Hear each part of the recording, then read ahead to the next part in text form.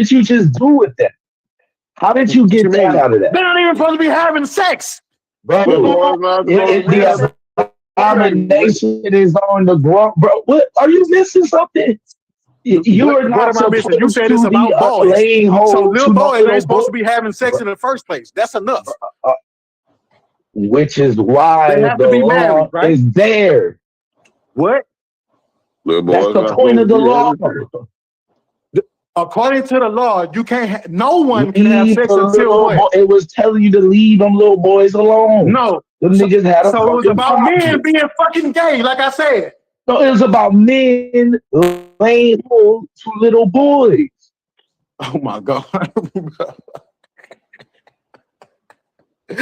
These niggas are some reach That was the madness. culture, Like bro. I don't understand. I don't That was understand it. literally If that little was boy is literally not their supposed to culture. It's be no, definitely speaking to the culture. Like huh? that's literally that was their culture. I don't know what's wrong with you right now. Yeah, exactly. But you keep Part of the saying that The it problem, was little Theo. not boys about were men. Part of the problem, endangered. Theo said you don't know their culture, but you're doing all this talking about those people like you know You their culture. said it's not You about obviously men. don't know it. Shut up. Don't try to go back to no fucking culture. We Bro, talk about what it says. It was the are is it you y'all said that it's not about men. They don't it have shit can't to be do. It's flying over about the your little head like boys. that, bro. What if I There's no told you way. that it said young boys right there? Theo gave you that. He said even if it says Wow. young man or whatever, Still don't get I'm it. still gonna say that's saying that men shouldn't be gay. You But niggas that's you said saying no. It's that, talk not the about the text. no. Bro. It's what the fuck. What the fuck? You missed. Yeah, you missing What something. You part know of that me are and you Blue. missing, bro? Little The boys are whole off thing. limits. Them niggas had a problem with Are little boys. young women off limits? Were They young don't women give off a limits fuck to men? Oh, about here we women in the go. culture, bro. What Get the the hell is They fuck don't wrong give out. a with you? shit You don't know about a that? woman, Hey, brother. see, this is what, hey, You they need didn't me to care about show you women. that? You don't Hey, remember honey, him throwing his wife hey, out, honey, his daughters hey, out? He threw his because two you niggas, daughters out you to get niggas raped, cherry pick everything bro. and think you Are got a you point. Honey, playing? they didn't give a fuck about women in their culture. He threw his two daughters out to Hey, get honey, raped, man, I ain't asked you what happened to two women. bro. I'm asking, you said they didn't give a fuck Wow. about women. Can you That's a show me, fucking lie. bro? Show it You then. new Hebrew Show niggas it. don't give a fuck about women. Show it. And y'all try to Show take the it. text and do the shit that Okay, y'all well, doing now. show it. The Show it then. This show what? is bad, Hensley. This bad. Show it. Show Um, what? um, Show I what? could have sworn back then if a Them man caring raped about the a women, woman's I guess daughter, that's what he's asking. You say yeah, what? can you answer the question he asked you? What What happens if a question? man rapes a little girl back then? What would He happen? has to marry He him. died. Or He pays has some to he, shit? he He has to He marry. died. gotta He pay and died. Nigga, he marry. No, said you he gotta died. marry. You gotta pay that money. It What's the said You he 50 gotta died. If he shekels? marry. raping You her, you gotta Them pay give lying. that. 50 He He said he got pounds the died. little girl. 50 It says goddamn he died. shekels and marry her ass. No, he don't. Not if he rape her. It said if he rape her, he Okay, so died. where's that at? Where is that at? Can If you he Uh, show rape that? her, 50 he died. shekels I'm and finna show marry you. her. I'm finna show you. No, you if he you rape her, he you don't marry her. It's if they have consensual sex, he gotta marry her. The fuck 50 you That's talking shekels, about? crazy brother. because That's not what it saying says. she no, Yes, because the fuck it is what it says. I'm finna go to it. Y'all know what y'all hold should be on. saying shit, Because bro. when they raped the daughters of Benjamin, they just married them. They kidnapped them and What? married They didn't. Where does like it tell you that literally they they raped them? kidnapped him. Where did it What? tell you that they raped them? Bro, Because them. Where did it because tell you they that? See, this is what the hey, fuck hear I me. be talking. It's always a No, stretch. hear me, man. I'm finna Those take you Benjamites, directly to the verse. what's going Hey, on, listen, man? fam. This is what I'm finna hear do. me. This I'm is finna Bible take you You either 101, directly to lying the or you bro. verse don't know. when it says that. Listen, this They is what raped the y'all shit gonna have out to them deal with. girls. They went to the dance. They saw them girls dancing. They with them to Yeah, increase their but numbers. I'm not all right. But So The this is look, what I'm Benjamites, finna Yeah, do. no listen, one This should is listen, what die I'm I'm finna not do. off saying without that Y'all a was asked me living right. girl. Don't questions. nobody say I'm they be saying acting that like was they don't know right. the Bible, but they But know the Bible. I didn't know. Y'all Maybe cherry picked out the Bible, so I'm finna show you where the way they y'all you asked me cherry describe where picking. how anywhere they y'all dealt asked me with where anywhere in the Bible strangers does it describe what versus happens to how a they woman, dealt with a young woman that was Israelite raped. women was They're an different. Gio, So abomination. stop the doing law that, bro. This is why actually all the fucking forbade confusion. You on them the from side with these raping niggas. Israelite women, but it allowed them to rape That's the right. strangers. That's right. Oh my God, bro. I'm That's right. on the Okay. side of truth. Nigga, There truth you is go, my only Dana. That ain't no ally, nigga. It don't motherfucking give a You fuck truth. on the about side of women. these niggas That like ain't I no wasn't just on motherfucking your truth. side You when you was niggas are right. When reach you wrong, masters. you wrong, nigga. What I'm Fuck. wrong about? So the Bible don't say that if a nigga rape a woman, he gotta die. The Bible don't say that if a nigga rape a woman, he gotta die. I was just explaining. Does the Bible say if a nigga rapes a woman, he has to die? He has to I die. was on the side of them niggas. Does the Bible say that if a nigga rapes a woman, he gotta die? Yes or no? Truth is my only ally. I just need the answer to that question, fam. Truth Does the is Bible my say if a only nigga ally, rape a woman, he gotta die? Yes or no? Hear me. Truth is my only ally. Okay, so this is truth. This is Truth, truth or only the false? truth, hear me. Truth or false? Truth or false for Truth. 500, Neo? Truth. All right. Does the Bible say that if a nigga rapes a woman, he gotta die? All right, see, now you put me in a conundrum because yes, it do say that. All right, then, nigga. That's been my only point. They trying to say that it don't say It that. also don't say that. Yeah, but can you tell me that? Hey, Neo, It also Hey, man. don't say that. Hey, man. Because in the case, if Hey, now man. you would have said Israelite woman, you would have narrowed it down. But if it say a non-Israelite woman that they conquered, they had the right to take them forcefully and rape them or do whatever. They didn't say nothing about raping Shave their them. head, cut their Man, nails. come I on, understand. They were Hey, not look, waiting. I'm It gonna be fair. talk I'm gonna be about fair. it even talk I'ma be about if fair. she fight back. If she fight back, you No. give her about a month to mourn her family. Then Yeah. you can go get that pussy. No. It say That's that. why I said I'm gonna be fair. I understand what y'all said. If they taking them as wives by force, therefore they're raping them. I get that to y'all. If y'all Sir, said that that's that what should be an I'm saying. If y'all are abomination. saying the Right. conclusion we're having is I'm if saying they both of taking y'all them, was if I right. force a woman, I'm listen, saying man. both of y'all was right. It's just you talking about with Israelite women. Those laws only Because we're pertain talking to about the Israelite laws, because women. we're talking about abominations. We're Those talking about laws, abominations you that apply brought to up the men. law And then that they said said the that nigga gotta show me be where put it's to death. what verse You brought says up if the you law rape that woman, said the nigga you gotta die be though? put to Like, death where's that if verse? he take a woman and she No, you scream niggas out. don't know the That Bible. was fool. talking I think about You don't know where it Israelite said that lie women. about that It was verse. So not that's talking what, and about that's what I strangers. talk. That's what I was talking about, Hodge. I Is hate you that I niggas had to don't What if care straight she about too over women, so you. scared y'all to trying to put You it scream in the out? didn't Bible. hear what I Y'all said. But always still, looking didn't hear for what I the said. verses that If you rape tells a you that woman, a man you is die. above the Put that woman, verse in the a back. What woman if should she too obey her scared man, to and scream I want out? to see niggas that shit. never look about when the Bible is talking about protecting It women. ain't So in you there. don't think that it exists? I don't think it's in there, man. I What know kind I of don't I think just it's in said. there.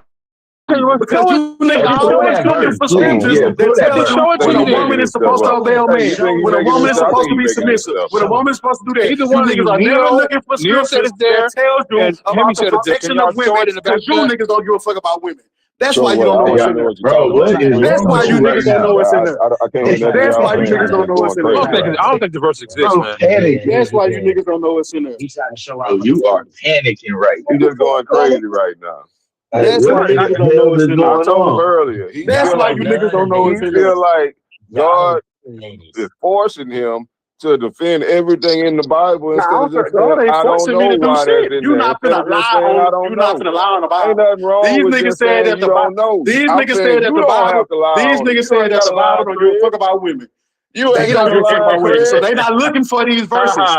They're Craig, not you ain't looking got for these verses. God. Is what I'm God is not saying. asking you to lie for him, They are Craig. not. This ain't about don't what repeat God nothing asked me to that's do. right. You ain't got I'm to making a lie, bold Craig. statement. I'm saying these niggas don't give a fuck about women. They only looking for verses where it's talk about what niggas do, how the woman's supposed to That's submit to a crazy as hell. man, You trying how to the lie right woman is now. supposed to obey her husband, how the woman's supposed to do this, woman's supposed to do that. These niggas Bro, never we looking talking for about verses one to where it's thing talking right now. about protecting women, so And they don't know never that one they of us exist. said I nothing don't like know that. what So rant they you don't know that going they on. exist. Exactly. They don't know that they exist. All you niggas said it. You niggas said that there's no verse in the Why Bible don't you about a show the woman verse, being raped brother? and a nigga gotta die. You give Where, us the Show that verse. can verse you at least. show it? You Yeah, niggas just show never. it. Can All you right, show bet. it? All right, bet. I want Hemi, why everybody are to you shut up so when I'm angry? reading it too. Why are you so angry, Hemi? Cause stop lying on the damn Bible. Nobody lied on Bible. Why are you so angry? Yeah, you love it. Why are you so angry? Ready already. Well, he ain't met Santonio. Santonio used to hit him with that, but why are you so angry? Then Santonio had the radio voice. Hey, somebody, honey, can you please read Deuteronomy 22 and 25? Honey, don't read it, honey. They Nah. know. Tell him to read it his damn self because he been over talking you all this time. Yep. Deuteronomy That's why I say you. 22, That's why I say you sign with the enemy right there, nigga. 25. When you do little shit like that. You went over No, talking to I ain't everybody, bro. saying That you was the enemy. aggravating. That was stressful. I'm not saying you the enemy. I'm talking about the. You finna I run didn't into mean like you the trouble. enemy. That ain't what I meant. I'm talking about in this argument. There's the truth and there's the enemy. But yeah, Deuteronomy 22 and 25. Anybody can read it. How about Whoever you good read at read. Where's Hodge at? Anybody can Nah, read it. How I'm about tired of you? reading. You niggas reading. I Hold up. want to start seeing some of you niggas comprehension skills. You said Deuteronomy Somebody said his 22, white right? grandpa. You niggas don't Deuteronomy read. 22 and 25. Honey, put it in the back. Anybody can read it out loud for the class. But if hold on. But if a man Man, he got snatched up quick. We gotta read it. And the Most High said no. Oh my God. The Most High He said said you the read it, father bro. of the damsel and her mother. Okay, let's see. And if any mother take a wife and go into her and hate her and give occasion of speech against her and bring up an evil name upon her and say, I took this woman and when I came to her, I found her not a maid, then shall the father of the damsel and her mother take and bring forth the tokens of the That's damsel's not Deuteronomy virginity. 22 and 25.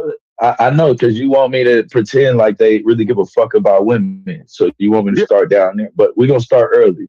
Let's start with the token Okay, that they it's got not to gonna change bring the to context, but go show ahead. that she ain't worth shit outside All of her right, go ahead. motherfucking Go pussy. ahead. Now So watch let's keep how you going. finna cut yourself even That more. nigga Oh, blazed okay. you, bro. So anyway, and the damsel's father shall. So let me go back and bring. They shall bring forth tokens of the damsel's virginity unto the elders of the city in the gate. And the damsel's father shall say unto the elders, I gave my daughter unto this man to wife, and he hated her.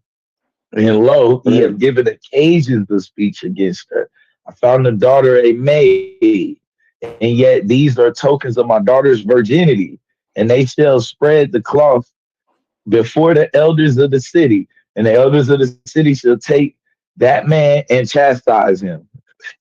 And they shall immerse him 100 shekels of silver and give him unto the father of the damsel, because he had brought up evil upon a virgin of Israel, and she shall be his wife. He may not put her away all the days of his life. But if, let's see here. No, don't. Let's see. Read like you've been But reading. I am. But if this thing be true and the tokens of virginity are not found for the damsel, then they shall bring out the damsel to the door of her father's house, and the men in her city shall stone her. She dies. So this nigga lied about it. He just gotta pay. You know what I'm saying? He just gotta pay. You know what I mean? What We you gonna chastise talk you. about? It literally just said that if He a man, dies. no, if he takes her virginity, Sir. if he takes her virginity, what happens? If he lies about, he gotta marry her, bro. What? If he takes He her already virginity, married he her. gotta marry her. He already married her. Yes, he did, bro. No, it's an if then. They gave one scenario for if he takes a virgin and she was really a virgin, then he got to marry bro, her. I started at 13. If any man take a wife, what are y'all talking about? Bro, I'm saying if she wasn't a virgin, bro, if he married her and on the wedding night and before she wasn't he a sleeps virgin, with her, she would he get finds her killed. not to be a virgin. She We is know to be this. put to death. That's what it said. She is. And if he's lying, because she did he something just gotta wrong. pay money. No, nigga, are you retarded? You just read that if he finds a virgin, he has to marry, and he takes her virginity, he has to marry her. If he finds a woman who he thinks is a virgin, but she's not, she's to be put to death because she deceived him. That's what that's saying. Bro. You just you read think that's fair? Hold on. In your head, that's fair. I didn't say whether it was fair or not. I'm telling you that's what it said. That don't even sound fair. Come on, bro. I didn't One ask you. nigga He's trying to build it up. If But you need it to where it says that if this woman is if he's lying, he only has to pay money. If she's lying, she's dead. If he's lying about what? What is he lying about? Her virginity, nigga. He ain't Right. lying. He ain't So, lied. so He he's just telling took people No, that it said he's if telling he people that she's accuses a her of virgin, not right? being a virgin and she He's is, then he's he telling technically people lied and he just got to pay some money and marry her. right because he's She trying to got to protect her die if she's not a virgin. I get what he's saying. because she broke the law. One That's why. time is one nigga got to pay money and marry You're not her. The read other the shit person got to die though. Hear me? Die. That's what he's saying. Die. because only one is literally breaking the law. If he takes He her was and going takes to a virgin die and for marry it. her, if he takes a virgin and marry her, he has to pay so he can marry her, and he breaks her virginity. It's If to he die marries for. her and lies and says that she's a virgin, but she's not, and it finds out that she was lying about her virginity, she has to die. Why? Because she's not a fucking virgin. Bro, He didn't break the law. he did. That's He crazy. lied How did he on break her the law? name. He lied on her name. She could have been What is the killed. law? What is the law against? What is the law against him saying that he has to die? Well, what she didn't make, It the just point that she told was you the supposed law. to be making was No, that he's he was saying that he supposed to has be to. dying He He's just saying gotta that he because he pay. should die raped her. for. He's saying that That was the she's point that he was dying supposed because to be she's making. she's dying because she was fucking pre-married. Don't say fucking. Pre-married. We're talking about the valuable. That's why she's dying. She's not dying simply for lying. She's dying because she broke the law and she was not a virgin. That's what he's not understanding. The nigga only got to pay because he's just trying to protect the woman who's not a virgin. Yeah, fuck all that. Well, you Yeah, where's that supposed to be law? No, Can you stop show me saying. that law? He just read it. What How are the you fuck? protecting somebody Y'all that you want talking to shit about? listen. He just read it to y'all. If the man lies about the woman's virginity, right? Whether she be a virgin or not, when he's taking her, he got to pay for her to be his wife. If the woman is lying about her, the man is going to still try to marry her, but she's lying about being a virgin. Why is she dying? Because she's not a fucking virgin. She's not dying What simply verse you because just she lied. read, Blue? Who is Man, reading? don't let that man. That's Started at Deuteronomy 13. 22. I started at 13. And then we'll pick up. Deuteronomy 25. Yeah, Deuteronomy 22, I believe. Yeah. I'll go there. Now keep going though, because it's getting Now, better. I don't see how, but okay. If a man be found lying with a woman married to a husband, then both of them shall die. Both the Why? man that lay with Why? the woman and the woman so I shall thought you said thou it was unfair. put evil away. All right, okay. Which is never mind. So if a damsel that is a virgin betrothed unto a husband, and a man find her in the city and lie with her, then ye shall bring them both unto the gate of the city, and you shall stone and you shall stone them until they die. The damsel because she cried not, being in the city, and the man because he hath humbled his neighbor's wife. So thou shalt put away evil from among you. Mm-hmm. Is this great? No. No. See, he read a version that doesn't say. It's two different. It's Just two different adultery, scenarios in there. One is where the woman is being taken forcefully, and the other one is where she agrees. That's what she. I got it. So there's one where only the man dies, and that's because he raped her, and then there's one where both the man and woman die because they agreed. Y'all seen That's the what he one read to y'all. that y'all read something where the man dies if he rapes her? Did y'all read that? He read it. Nah, he not didn't yet. say the word Here we rape. go. I don't. She's married to somebody. We That's not ain't rape, got this brother. the verse right here. Somebody's Yeah. wife. Yeah. Oh, I know this it's two different isn't, scenarios. That's what I'm saying. So 25, it says, but if a man find a betrothed damsel in the field, and the man force her and lie with her, then the man only that lay with her shall die.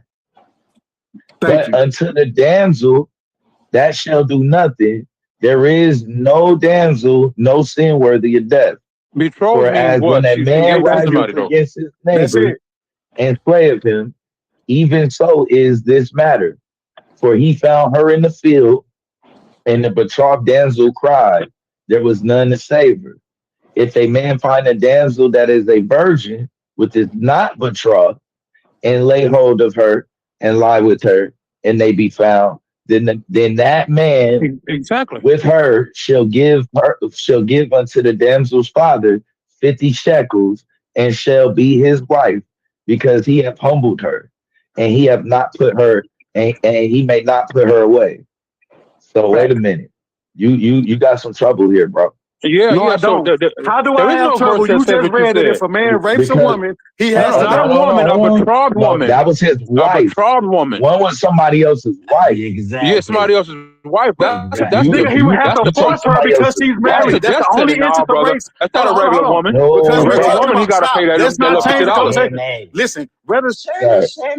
listen, That verse, he that verse, just read it. kick The Timmy's ass. reason why he would have to force Fucked the him up. woman to fuck him. Listen, the reason why he would have to force the woman to fuck him is because she's going to obey. She's not trying to break the law. What? So she's going to cry out, "This What? man is raping me." That's his listen. wife. Bro, She's hey, married. bro, Nigga, what the fuck? Hey man, bro, he just read if a bro. man He finds just a read it. betrothed woman, if a What are you man doing finds a right betrothed now? woman in the field Yeah. and forces her, right, he has to die. Why does he Yeah. have to force her? No, bro. It's Because she's somebody else's betrothed. wife. She's somebody else's wife, brother. That's Exactly. why. So that's rape. Now fast forward to No, if he that's meets rape a of a woman virgin. that's already Now married. fast forward. Now Whoa. fast forward to if he meets a virgin. Bro, This nigga here, it's this the nigga trying his same. best. And then we No, What are you doing just, right it's now? plain and simple. If he This meets is a woman spider's that's web, not nigga. married, You trapped. what happens? If he meets a woman that's You not married, sticky and nigga. they Your both legs are stuck, your head, arms. Ain't no way out of this one, brother. listen, what are you talking about? It doesn't say he raped her in the second one. It says they both had sex. Yeah, but you That's why said they if you both gotta rape die. somebody, you said if you rape somebody, the man dies. That's what you said, and that's Nigga, he not read there. that. No, a married woman. The only married woman is raped in that scenario because that's the woman he will force. He's not having. You don't have to force no fucking virgin. Why she died? You don't Why she have died? to force a virgin. Being the one that In the cried context out I'm of what's sorry. being versus the one said, that listen, didn't y'all cry not out. listening to what's being It said. wasn't betrothed. Let more go. Let more go. Listen, Go ahead, more. Say it listen. All right, I What? want to say this again. Because y'all done read this like 4 times. So one cried out and was betrothed, and one did not cry out and wasn't betrothed.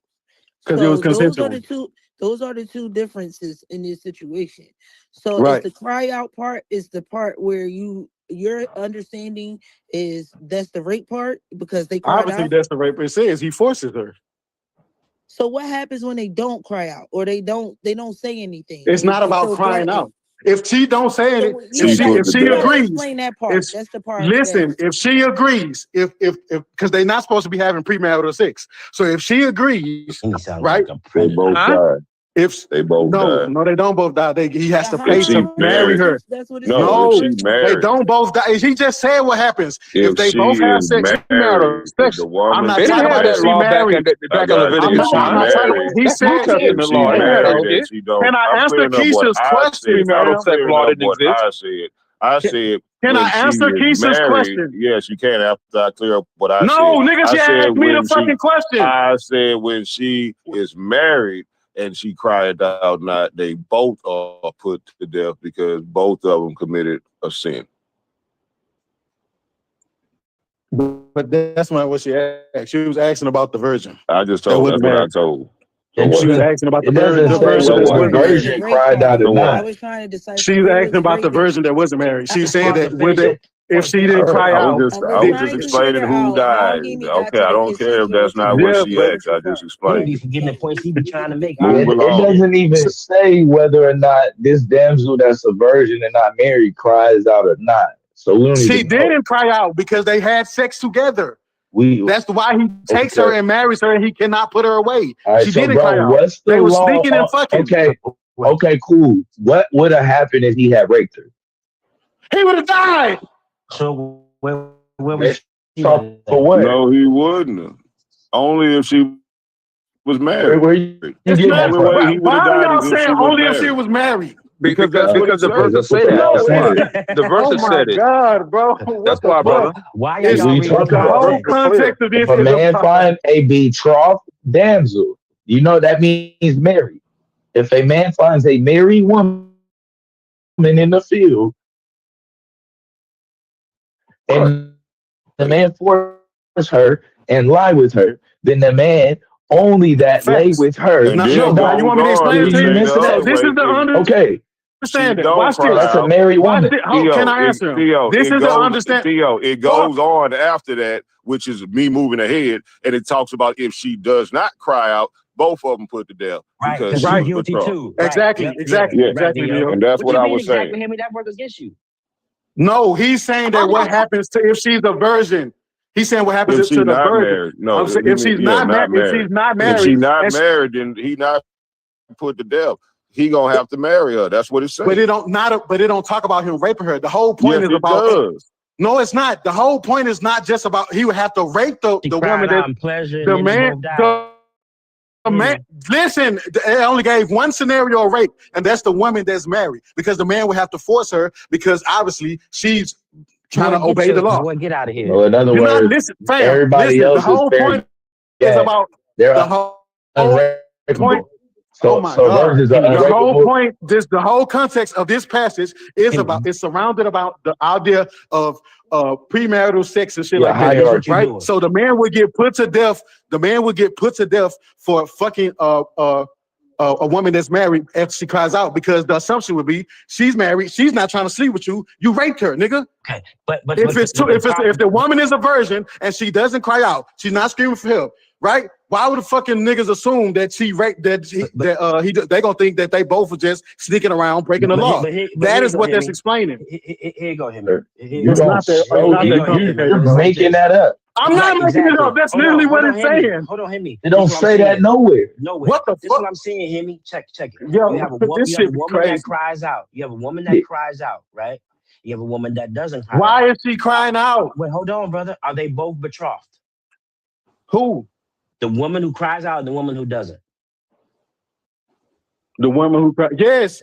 They It talks both about a woman betrothed, who cries out and a woman who doesn't. Yes, they're both okay. betrothed. They're both betrothed. So what you can see here is the one that cries out was taken by force. That's why she's crying. The Exactly. one who doesn't cry out is doing it willingly. So the one okay, so now check how exactly this is. The one who cries out is only in that situation because somebody forced her. She did not break the adultery law. The law I know. Right. That's why the man has to die. Right. So the two that when they don't cry out, they both die, right? Yes, because they both broke the law. both break the same law. Right. So look, check this out. Check That's this been out. my point the whole time. property. So the guy dies not because of rape. My bad, Neil. One more point. The guy dies not because of rape. He dies because of adultery. Right. Because he took somebody else's property. So look Hey, man, what The I did. virgin that ain't married ain't nobody property. Look what I asked. Therefore, If a man raped an Hey, unmarried woman in the Bible, what would happen? And it says in the Bible laws regarding rape or seduction of an unmarried, unbetrothed woman, Deuteronomy 22, 28 through 29, required the man to pay the woman's father a fine of 50 shekels of silver and marry her. Additionally, he lost the right to ever divorce her. Nice. That's what the laws on rape was for an unmarried, unbetrothed. Where does it say that if he raped the virgin, that's what happens? Deuteronomy 22, Okay, now 28 through 29. Read Deuteronomy 22, 28 to 29.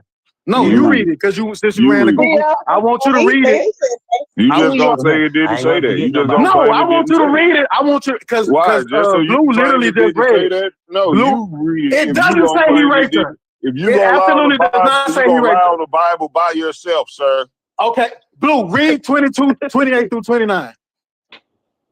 if a man finds a damsel that is a virgin, which is not married, and lay hold of her and lie with her, and they be found, then the man that lay with her shall give unto the damsel's father 50 shekels of silver, and she shall be his wife, because he have humbled her. He may not put her away all of his days, and then shall not take his father's wife, nor discover his father's skirt. Nah, where does it say he raped her, Neil? Humbled her. He lay hold to her.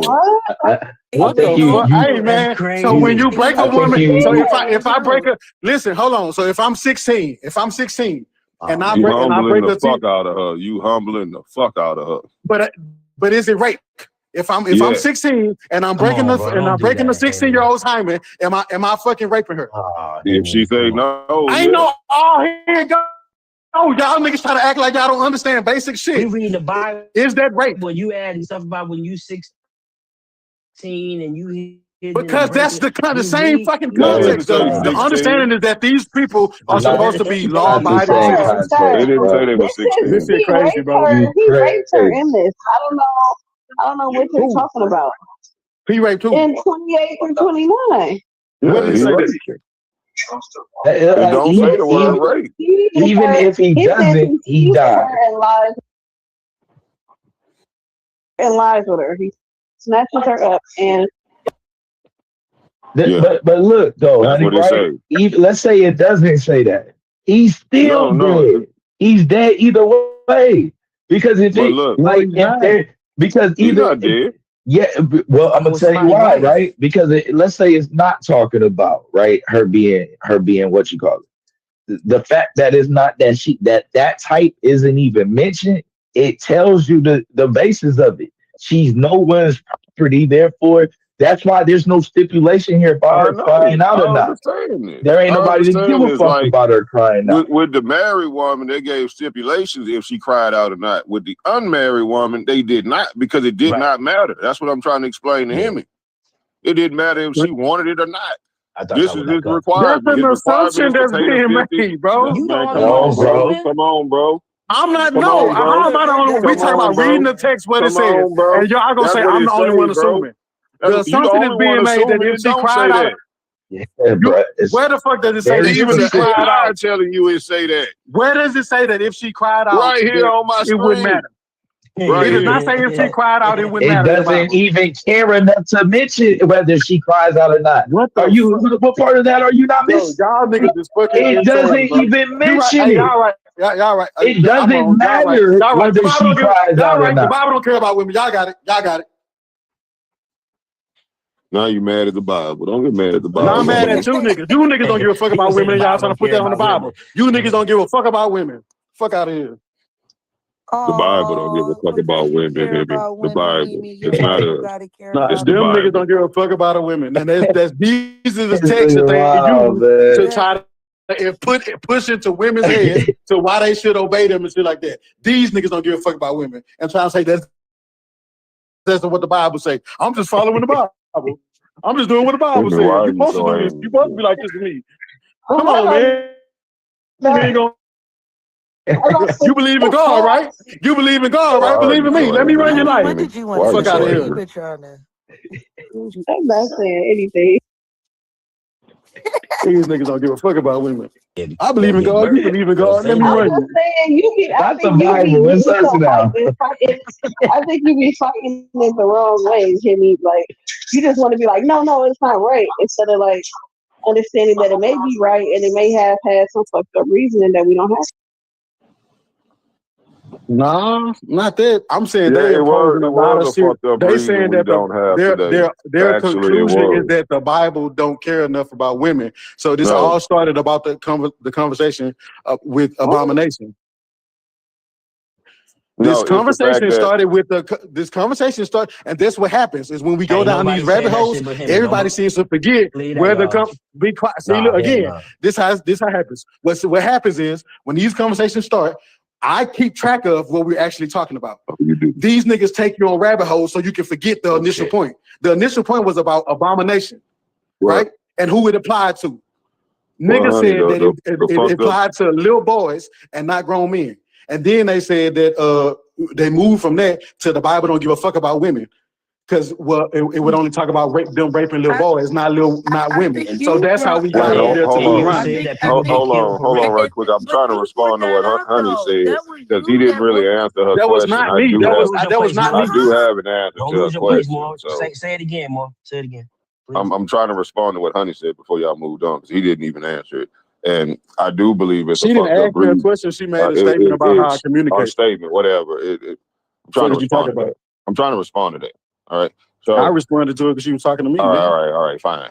All right. But I'm trying to respond to it. So what I'm trying to say to it is that there was a fucked up reason that made sense back then because even once a woman got raped, she was no longer valuable to be married. So either she gonna be single for the rest of her life, if they put him to death, or they could make him marry her and take care of her. And The Bible logically, says that. Shut up, Hemi. I'm just The saying this Bible the says she has reasoning. no value for the rest of her life after being I'm raped. saying me, God's son, Hey, me No, the I'm son of saying, did the God. Show Bible me the say? value. Me, the son of Did the God, Bible is say saying it though? this. Me, I'm talking to Honey. Did the Bible say You it? don't Nigga? have to like it. The No, Bible, the I Bible, don't the Yes. like that you Bible, lying, trying to the make it seem Bible like say, this is a I am the biblical Bible, principle. nigga. I am Does the the Bible. Yes, Bible sir. say The law that The is Bible talking literally to you built right around now. her I am the proof word of does God, the nigga. the her Bible I am say virginity. the What that word are of if you a God, woman talking nigga. is And the about? raped, word of God is saying that the reason they did that was because that woman was gonna have to pretty much be put to death herself too, because wasn't nobody gonna be able to marry her. She was show me gonna have where it to. says that. Bro, She if wasn't you're gonna. not You a cannot virgin, marry you're a going to be put non-virgin to in death. Israel, bro. What? Yeah, what part are you getting The at? only way You Like, you said, can yeah, marry a non-virgin is if she's a widower. you're getting Unless she's put a to death, widower, bro. you cannot marry a hey non-virgin in man, Israel. hey man, hold And he on. acting like So this the the woman, first time so he that heard woman, it. You supposed to know so much about this Bible, but so you don't even fucking know that. so a woman that was raped, a woman that was raped, A woman it that was can't raped be, cannot get can't be. married to somebody else afterwards. Show me where she can. Okay, hold on. This shit is crazy. Wow. In the Old Testament. I think he's finna try to This shit show In the Old Ezekiel. Testament. He's finna die trying to show Ezekiel or something. What? Go ahead, bro. You niggas are, and this is what I'm talking about. Do you see how these niggas are saying that a woman that is raped is not of value, and they're trying to say that that's what the Bible says. I Oh, want y'all to she's pay attention. supposed to be dead. A woman that is raped is supposed to be dead. No, but Hemi, No, hold on. remember when Hold on. David, What the fuck? when David's No. daughter got raped? When David's daughter got raped by her brother, and when she was begging him not to, she was saying I like can't hear because you, he honey. raped her. Your mic low. Hold on. We hear you fine. We hear you fine. When I David's can't shut daughter, up so I No, can hear you. you. I hear you as well. David the I king, sure hear you. You gotta kind Shut up! Fucking here. Every time you start talking, y'all start talking. What the fuck? You don't ever scream at me like that again in your life. Shit, shut the fuck up. You got me fucked up. David's daughter, right? Her brother was about to rape her. She was like, "Don't rape me because I won't be able to. I won't be able to get married." Yeah, I What he didn't make said? that up. Huh? Man, What you he didn't make said? it up, hear me? The word of God told it to you, hear me? That should have What been he proof said? enough. What he said? What was his response? Huh? He raped her What he anyway. said? That's why You want to read the corrupted version of the Bible when you got the unadulterated her version of brother the got Bible raped right or here. something like that. Like that nigga gave a fuck. Okay. So can we go to 2 Samuel, please? Can you acknowledge that Neo was right? No, The you're word not. of I'm God gonna is show never you that you're wrong. not right. Okay. Damn. Lord, forgive him, for he know not what he does. Okay, we go to 2 Samuel 13. Hey, Blue, you like reading the whole passage. So I know that when you read this within context, you'll see that this rape woman had a chance to get married. Please. And her name is Tamar, by the way. Oh no. Hold on. Hold on. Who are you saying get married to who? Huh? Get married to who? Somebody What you that mean get didn't married? do I it? said she's marriageable. Somebody that You did. said that a woman that is raped becomes unmarriageable in Jewish tradition, right? That was your statement. You said that the Bible teaches this, right? You agree with Neo and the rest of them when they said that, right? Correct. All right. So 2 Samuel 13.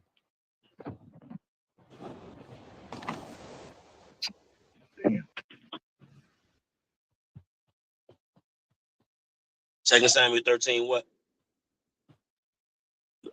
He like to read the whole thing in context, but he can start start where after it talks about her being raped.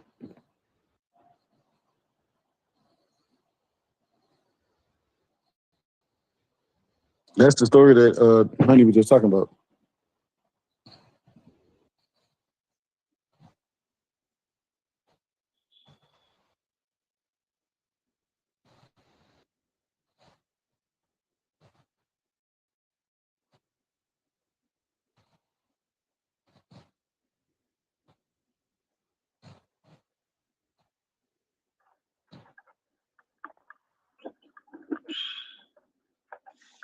after that happens, she has to do some things to purify herself, right? Huh? She has to do some things to purify herself here. No, don't say that. I'm saying she got to be. Oh, Hemi got to answer that. Tell me. I don't know what it say in every part of the book, but I know the part I read say there ain't nothing she can do. After being raped? Yeah, she can't be married. For that one, it says she can't be married. The one somebody mentioned it about the brother trying to break the sister. Yeah, so is that, and this is just basic reading comprehension, this is right. So if we're just going to do basic comprehension, the verse about, let's say, the rape of Tamar, is that describing an event that took place in history, or is there like a prescription from God that says this? Which part is that? What sort of let's use the historical critical method and let's see. This is where we're going to look at the particular genre of literature to see if we're interpreting it properly. What is that, descriptive or prescriptive? The portion in 2 Samuel, I think it is. Which of those two is? No, brother. Well, I'm asking you because I know you talk about people talk about the Bible, and I know it. That's why I was hoping for your input. I'm gonna let you talk about it. Oh, okay. Anybody else know is that prescriptive or descriptive? Why y'all get scared when a nigga that know how to talk better than me get on the phone? I'm looking Pop at that same shit I was just talking. We don't give a damn about what he could said. be wrong We arguing too. with you about what the fuck the Bible said. He came in here arguing about textual criticism. Oh, no, that ain't got nothing This to do with conversation literally started about sexual criticism. It just jumped all the way over here. Well, what I just said. I don't know how y'all got on women being raped in the Bible. Or well, what I just said. Because they ran from the abomination. Textual criticism Hemi didn't bring up shit. Stop lying on me. Yeah, Hemi did. I heard him. You a fucking lie. Blue brought up women. He said that because we was talking about the gay being abomination after Honey brought up the story about Jonathan, right? And he said that he said, well, what about the women? If it's being gay, what about the women? He said they don't give a fuck about women. I said the Bible does give a fuck about women. So I took y'all to Deuteronomy to show that if a woman is raped, blah blah blah. That's how we got there. I responded to him. Oh, Blue ain't here to defend himself. One of you niggas said it. I was here when you said it. What was it? What was said? They said I brought up the raping of the women. I'm saying no, I didn't. That was a response to us talking about little boys being the abomination, in which God says being gay is an abomination. I who brought the rape. Yeah, I heard you say that if I'm telling you who brought it up, Blue. Yeah, no, I'm just saying I wouldn't. I be tracking these conversations. No, you don't. But Don't say that. Deuteronomy, I'm listen. Blue read this for y'all, but obviously y'all wasn't paying attention when he read it. So I'm gonna read it again just so y'all can see that a woman that is raped is not barred from being married. So it says, do nothing with the woman. She has committed no sin deserving death. This case is like that of someone who attacks and murders a neighbor. So she is free from sin, free from any accusing, free from any judgment. So what will make her unmarriageable? Okay, so check this out. What's happening here isn't she being cleared of the charge? But if she didn't have that cleared, but God, I've been reading this whole time, bro. This is a rare case. This is a rare. You said this is a rare case because typically that's not a rare. That's the court case. This is about a woman that was raped. And being and then the people being told that nothing is to be held against her because she was raped. Right, but even with the nothing being held against her, you still got to go back to the scripture you just read, which was talking about if they go to this wedding night and the husband say that she's not a virgin and the tokens of her virginity can't be produced, meaning her hymen, foreskin, and shit like that. Well, hymen, not foreskin. But yeah, that's not an order by God. That's Tamar telling her brother that don't trying to convince her brother not to rape her. Because that is the order, bro. What do you mean? That's literally a law. Well, so I think it's a token, bro. Y'all have sidestepped the issue though. The issue is what y'all are trying to say the book prescribes as like something that can't happen, not like a customary understanding. Could have been an ancient Near Eastern understanding of something, right? Is it prescribed that you can't be married if your virginity's been taken? because I can tell you that It's implied, but damn sure. Well, it's certainly not. It's implied for people who are reading it a couple thousand years later, because you actually have Jewish writings at the time that say otherwise. Like, for example, there's a reason for the sum mentioned there that has to do with the bride price. So what pops up in those particular verses,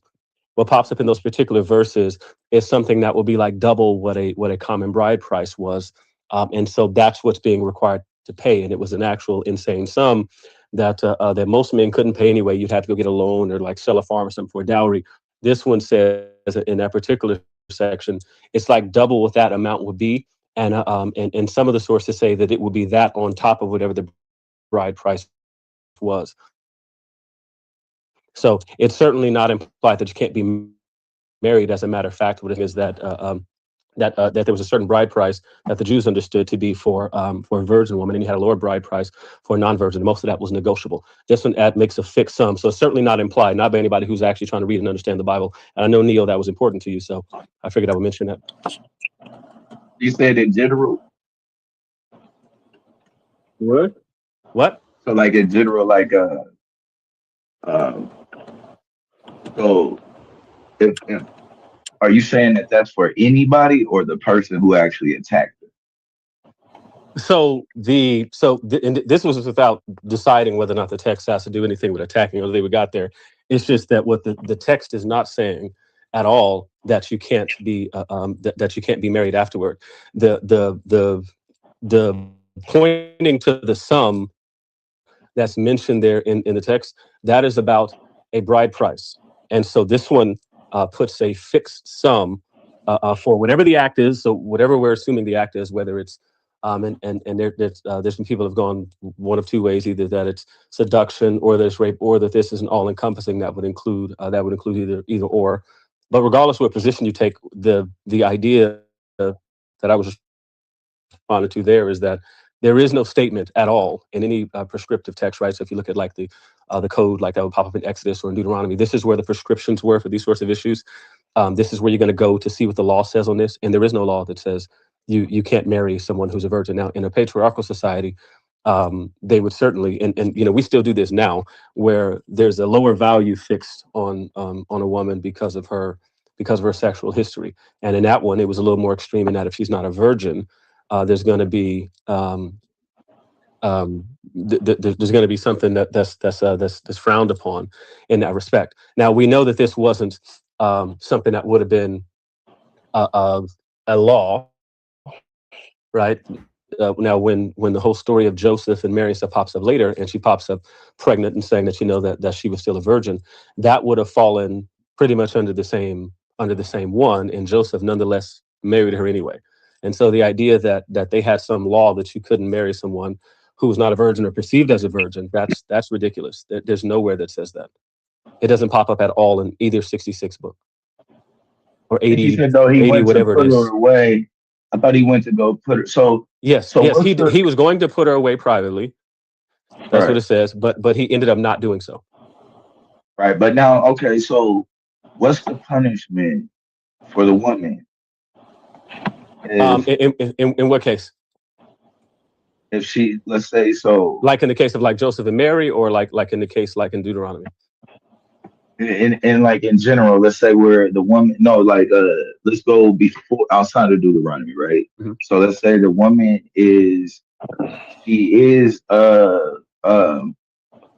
well, I think every scenario was dealing with somebody that was married, though. So betrothal is not marriage. So it was treated almost akin to marriage, but it would be like if we say engagement, like if a person is engaged, it came with most of the obligations of marriage, right? Like fidelity and that sort of thing. But like it wasn't all of them. Like so the So the expectation was that y'all were like engaged, and then if you were found cheating, they were pretty much gonna, because you had a commitment, even though you hadn't finished and followed through with the commitment yet, there'll be some penalties for that. And again, we feel like that if we just got boyfriend and girlfriend today, like, I'm saying, like you cheated, you was creeping or whatever it is. Theirs had more social support for the against the violation. So if you violated while you were engaged to somebody, you'd be in trouble for that sort of thing. So yeah, so if you weren't, then obviously there was nothing to, you didn't necessarily violate some other man or like your father. If you were single, or whatever, then the violation happened against your father because it's patriarchally under your dad. If your dad is gone, then whoever your next kinsman redeemer is, or whoever the next male relative, it could be a brother, whatever. The violation basically went to the head of the household. Yeah. So, and then if you were betrothed, then that means that you were sworn to another person. The violation happened to that man. Okay. So now, so the scenarios where them two, if they get married, I mean, well, now, I guess we don't really have, like I said, we don't have one. I mean, because I wouldn't necessarily say, I think it could be argued that 28 isn't necessarily forced. Right. Any other time that is used, it's not used about force, it's about handling something.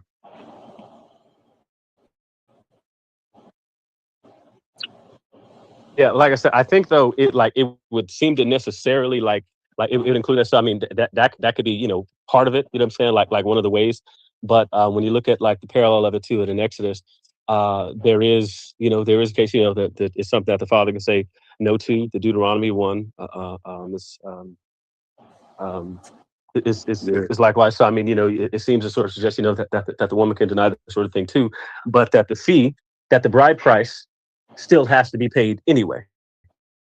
And that's an Exodus. Yeah. So yeah, no, it's all good. So yeah, so the money still got to be paid anyway. So regardless of the fact you finna pay it, it doesn't matter if it's an exorbitant amount to you. It doesn't matter, what I'm saying, what you think of it, but you still got to pay it anyway. And that's when it's talking about the enticing or the seducing. Yeah, exactly. So the expectation is something still happened, and again, and in their idea, she's not going to bring that big of a bride price, a dowry, that kind of thing. Which would often go to the family. This is part of the reason too. Like why fathers would. Why she wouldn't bring a dowry? Well, she wouldn't bring as high as a one. I said so. You still have to pay a bride price. The expectation that a bride price is still going to be paid. It's just if this guy didn't pay it, like let's say he ran away or some shit and got away, the guy if he didn't, then the expectation was that he was going to be punished for it. So I'm saying, who would pay the dowry after that point? Well, so commonly what they would do is the same thing they would do in other cases where people didn't pay. They would do things like seize your property, that kind of thing. So it would fall on your family to come cover your debt. So they had debtors jail and things like that. People be thrown. No, but if she could get remarried, her husband could pay the dowry. Well, but the thing is that this was supposed to be something paid by whoever did the act of the violation. So if sleeping with her, whatever it is, seducing her, whatever we're saying that violation was, that person necessarily had to pay it. It's going to be paid out of your estate, out of your property. All right. So what I'm saying is, not on that part. I got you on that, but. What I'm saying overall is understood that in order to be of maritable status in Israel, you had to be a virgin. I use this when the people like to make the little argument about Alma not meaning virgin, is meaning young woman and young maiden and all of this type of shit. But in Israel, in order to be of maritable status, you still had to have not laid with a man. Right. That's one of the prerequisites. It's not necessarily a prerequisite, but it is an expectation. The expectation certainly was that if you were of maritable age, to be called that maidens in that sort of patriarchal society, that you were going to be someone who hadn't been with men. That's the expectation. The only exception I can think of is that of a widow. Yeah. So I can't think of any other exception. Well, you're denying one of the exceptions before you now, but yeah, because the idea was that typically, but we know people who married women who were not virgins. There's a whole book about one in the Bible. It's the book of Hosea. So again, the idea that this was forbidden, bring that up earlier. The idea that this is prohibited or forbidden, that just doesn't pass just a plain reading of any of the text. You read Hosea. And the exact prescription was that one. was to marry someone who was not, who was not only not a virgin, but who also was apparently a former prostitute, who was in debt and owed, somebody a lot of money, and so that person had to be paid off, and then you went through the formal marital proceeding. But there's other exceptions to it. Now, whether or not well, it doesn't matter if it's for a reason. It can't be a prohibition and then happen. So the point is that it can't be allowed. It can't be allowed. Well, I don't know how it can happen and not be allowed unless. Well, I mean, you can just take someone as your wife and just say, "I'm taking it anyway. Fuck it, y'all don't have to ordain it." Well, the thing is that again, there's nothing at all that says that they wouldn't ordain such a marriage, like at all. It doesn't exist. No, if she's not a virgin.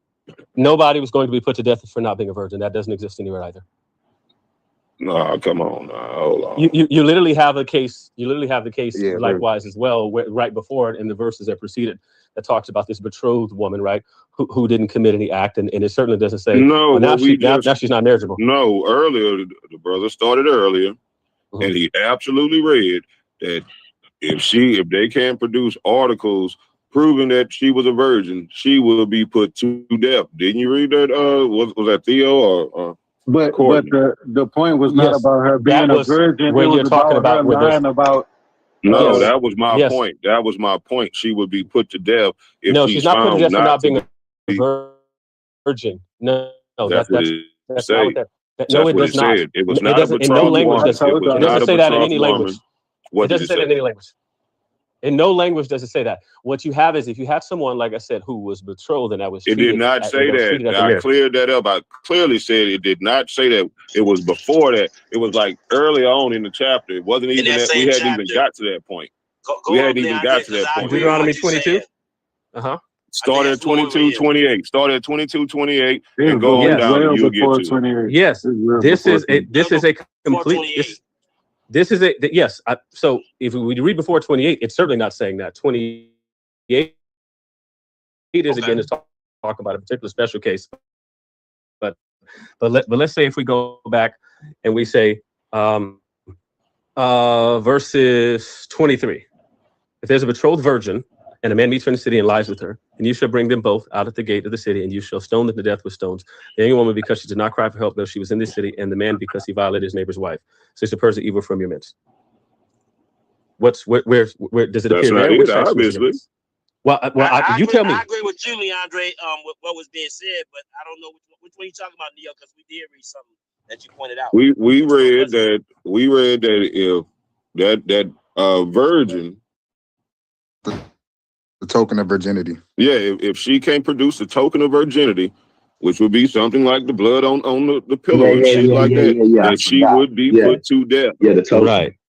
Because the brother had a problem with that. Theo had a problem with that because he was saying if the man accused her of not being a virgin and she's found to be a virgin, he just got to pay the dowry. But if she's not a virgin, she got to be put to death. Like he facing having to pay a dowry and marry her.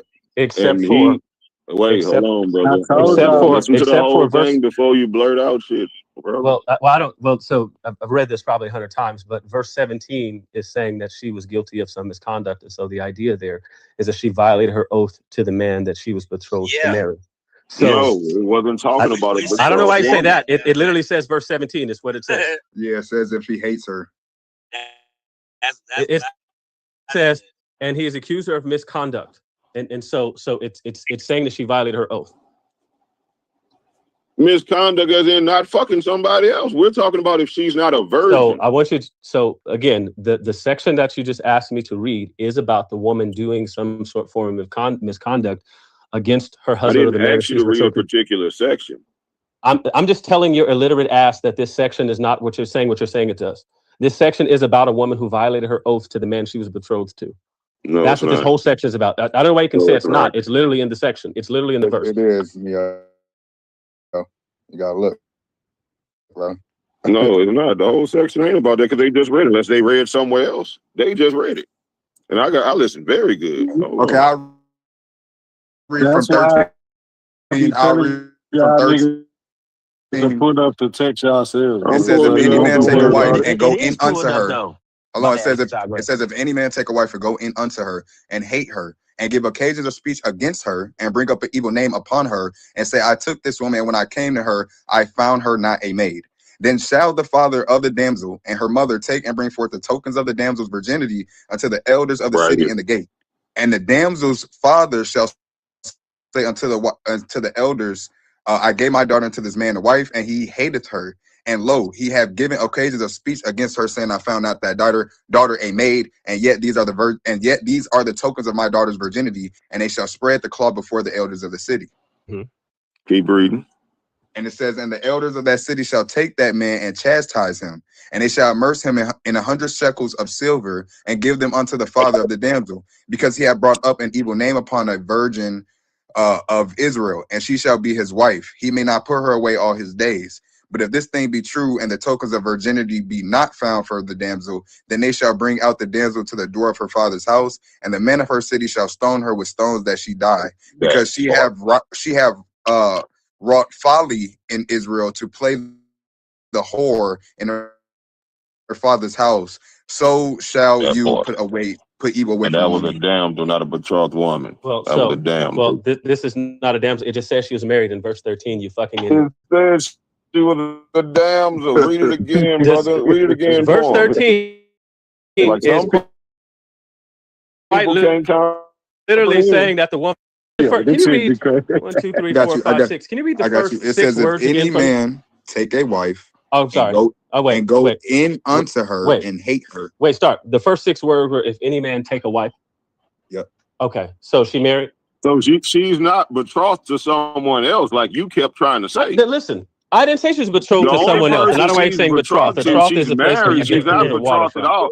But he was telling you about the virginity. Someone who's betrothed, and it's not about someone who's betrothed. It said that if a man marries a woman, so if he marries this harlot that you're talking about, if he marries this harlot and takes her in and finds that she's not a virgin and they can't produce because she's a harlot, they can't produce the tokens of her virginity, she is to be brought in front of her father's door and stoned to death. But you cannot marry a woman who is not a virgin. Like I said, it said she's not a virgin.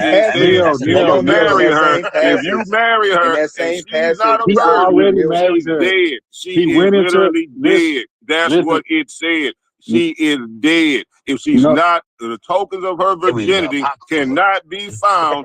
She was supposed to be stoned. Neil was supposed to be stoned. She will be stoned. Hold on, Leon. Neil, can I ask you a question? In verse 13, I know she's gonna be stoned, but what it says if a man takes her to a wife and goes, doesn't matter, bro. The only thing that they looked for was whether she was a virgin. No, it's not. Because he went into her. If the tokens of virginity were found, she would not be put to death. If she's not a virgin, she's being put to death. Hey, Neil, wait. It's the fact that she's not a virgin, but it's not just the fact that. Hold on, verse 16. It says, and the damsel's father. Hold on, because he said damsel. He said damsel, and the damsel's father shall say unto the elders, I gave my daughter unto this man to wife. Hey, yo. Why did he hate her? That's the important part. Because if it was because she was a virgin, then she wasn't going to be put to death. It was going to be something. Hey, I'm answering the question. Don't interrupt while I'm answering it. Nigga, you've been interrupted every time somebody open their mouth and start talking. So guess what? So if she wasn't a virgin, she's being put to death. She's only being put to death in the case that she's only being put to death in the case that she's not a virgin. She's being put to death for that reason. You want me to bring it up? All right, I'm gonna bring it to 2026 for you, Neil. What that's saying is, if I meet chick, I think she's the best woman ever. I think she's a virgin. All right, never mind, brother. I go into I fuck her. She got all these tricks. Listen, I fuck her. She got all these tricks in the book. She know how to listen, Neo. I go into her. I fuck her. What y'all niggas say? She's loose or she's this or whatever she got. She's experienced. She's experienced. She's stupid, bro. at this point. I think she's experienced, right? Instead of being a virgin like I thought she was. So I accuse her of being experienced. Bro, I know what it said. You ain't got to play hooked on phonics. I know what the fuck it said. But I married her already. And on our honeymoon night, I found out this bitch know everything in the world about sex. And I know, right? So now I accuse her of being a whore or whatever because I'm really a virgin. I don't know nothing about this shit. She know all this. She know everything. So now I start accusing her. If it comes out that this woman just cold like that and she is a virgin, then I have to pay and take her and continue to be married to her. If it comes out that she has sexual experience, she's to be put to death because she. Who you explaining that to? You. That's what I just said. Because you said that she only was stoned to death because she was only stoned because she wasn't a virgin. It said okay, it. So hey, Hemi, let me ask you a question. Hey, Hemi. And y'all got bad comprehension. So, if you didn't understand that when I heard it. Hemi, stop talking to the virgin. He got a window. Has a virgin ever gotten married? Has a virgin who had? So what? Didn't explain the case about a virgin? Didn't explain the case. You good, Hemi? Didn't explain the case about a virgin. You good, brother? Being laid on hold to the dude who taking her and good, and being he married. Why wasn't she stoned? Why wasn't she stoned to death? I answer no questions. What's up, LJ? Hey, Hemi, just out of curiosity, are there particular passages and things like that that pop up in the text that tell us that women who are not virgins, harlots and whores and all that kind of thing existed? Let's say like Proverbs 7. Are there particular passages where we know for a fact that women who were not virgins existed and lived in Israel? Absolutely. What the hell? Existed? Who said they didn't exist? I'm not talking to you. You said no. I want you to stop talking. This law is describing them as if she's found not to be a virgin, then she has to be stoned to death. So again, I'm now giving counter examples. I only need one to show that you're stupid. I'm going to give you a bunch. So Leandre's point is that if we can find women in Israel who are living that are considered whores, harlots, prostitutes, whatever, how can you say that this law is saying what you are saying? Well, first of all, the law actually says that if a woman was a harlot, she was to be put to death. It absolutely says that. Hey, Hemi, let me ask you a question. If there's a woman alive in Israel during that time, the people are sinning. They're not following the commandments. Because the commandments absolutely say that a woman that is a whore was to be put to death. That's why the woman was getting stoned in the Bible, and Jesus came and rescued her because they was gonna put her to death for being, a harlot. So I hope y'all not sitting here saying that the Bible never forbid being a harlot, and I hope y'all not saying that the Bible gave people the okay to do this. Now, when you talk about a woman marries another man and on a wedding night, this shit happens. You saying she was put to death because she wasn't a virgin? That's simple. Simply because she's not a virgin. Because she wasn't a virgin on her wedding night. That's what I said again. I said it the second time. Because he found out that she wasn't a virgin. That's what he said. That's what I read, brother. So you agree that's what I read, bro. That's what I read. So you agree that it's... That's what I... No, I didn't agree. So you agree that it's about... So you agree that it's about the... No, I don't agree. You agree, nigga. I said it. I'm the one that said it. Leandre made the point to you that I'm the one that said it first. So why were you arguing against him? I wasn't arguing against him. He was arguing against me. I said that if a woman wasn't a virgin, she wasn't able to be married in Israel. And that's exactly what was read. That if she get married, you said she's not a virgin, and she's not a virgin, she's going to be put to death. A woman who is not a virgin cannot be married in Israel. That's what that means. If she get married in Israel, and she's stupid enough to try to get married in Israel, and they find out she's not a virgin, they're going to put her to death. That's what it said.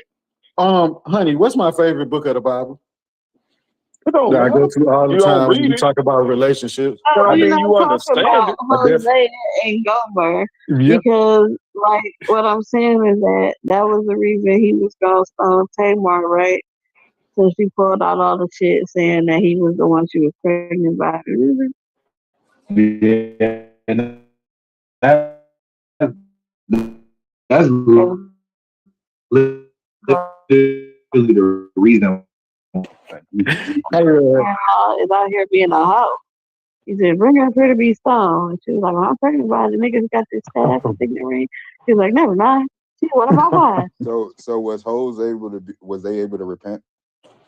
Well, so that's actually was going to be a whole other question that Neil. I was about to say, because if they're able to repent, you're supposed to marry their brothers, bitches. The sacrifice.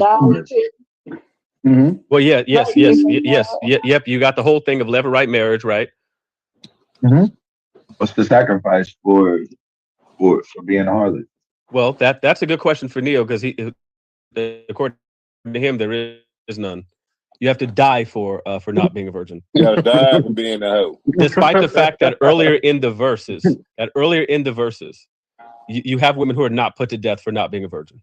But then in verse 16, it literally says the man gave this. And Neil, you saying that she found out on her wedding, or he found out on the wedding night, but why would this nigga had to make a name about her. He had to bring her up. He had to hate her so much. He telling everybody in this motherfucker, look, this bitch is not what she said she was, and I done married the bitch. You know what I'm saying? I done married this motherfucker, and now I don't like it. So hey, you know what I'm saying? Now watch this. Because like elsewhere, right? Like, so you go to like Leviticus 19, and this shouldn't say this, right? It says, and whoever lies carnally with a woman, right? That's you have fornication. That is a female slave betrothed to a husband, and not at all redeemed, nor freedom given to her. She shall be scourged. So that's not death. That's beaten. And so lying carnally, you have them fornicating. And here, Neil should be reading that this woman should be put to death, because according to fucktard over here, if you're not a virgin, you got to be put to death. Except for this woman is scourged for the crime for such a crime. But Neil, the excellent Bible reader, says that this text isn't here and doesn't exist. But there's other passages that exist just like this. There's all sorts of other examples that should all say, hey, you're not a virgin, you should die. We shouldn't read anything like Proverbs 7 or anything like that. Like where there's harlots and stuff. When you're saying that Ralma or Alma doesn't mean young woman, it definitely does mean a young woman. It specifically means a young woman who hasn't had her menstrual cycle yet. And then they have another word which you will see in the English, either maiden or damsel, which is batolah, which is a woman who either she's had sex or not, she has had her menstrual cycle. Now, if you want to say that a woman has never had sex, there's a whole phrase to where we say, in where they translate it in English, she was not known. That man did not know her. That man did not or go in unto her. You know what I'm saying? It's bro. That's how you can say. Oh, really? We don't have where. I mean, you don't have virgin as we know it today as a woman not having sex. That word. If you're talking to me, I didn't say. I don't know about anybody else, but I didn't say that Alma didn't mean young maiden. What I said was that a young maiden was still that's of maritable status is still a virgin. Either way it go, she was a virgin.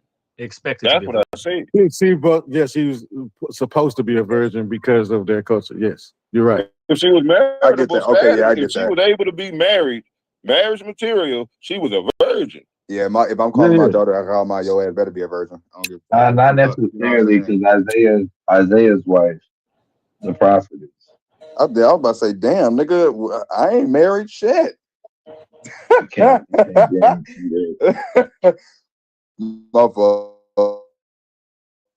We just know that they used that they called her a young maiden.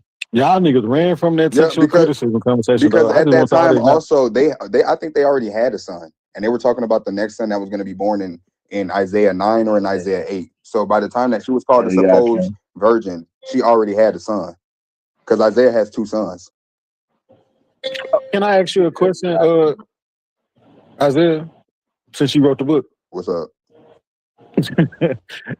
Was Isaiah 9 a messianic text? Prophecy about Emmanuel? No, about whoever.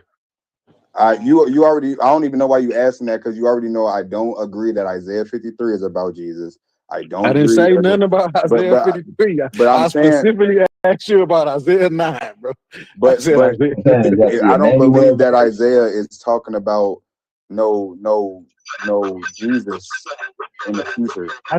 Why do y'all like arguing against the conclusion instead of Okay, walking maybe through? I misheard your I'm question. asking Ask you, your what's question the again. verse? I said Isaiah 9 and 6. So I'm asking, is that about the Messiah? Is it No, it's the about Emmanuel Isaiah's verse? second son. Huh? Is that the Emmanuel verse? Yeah.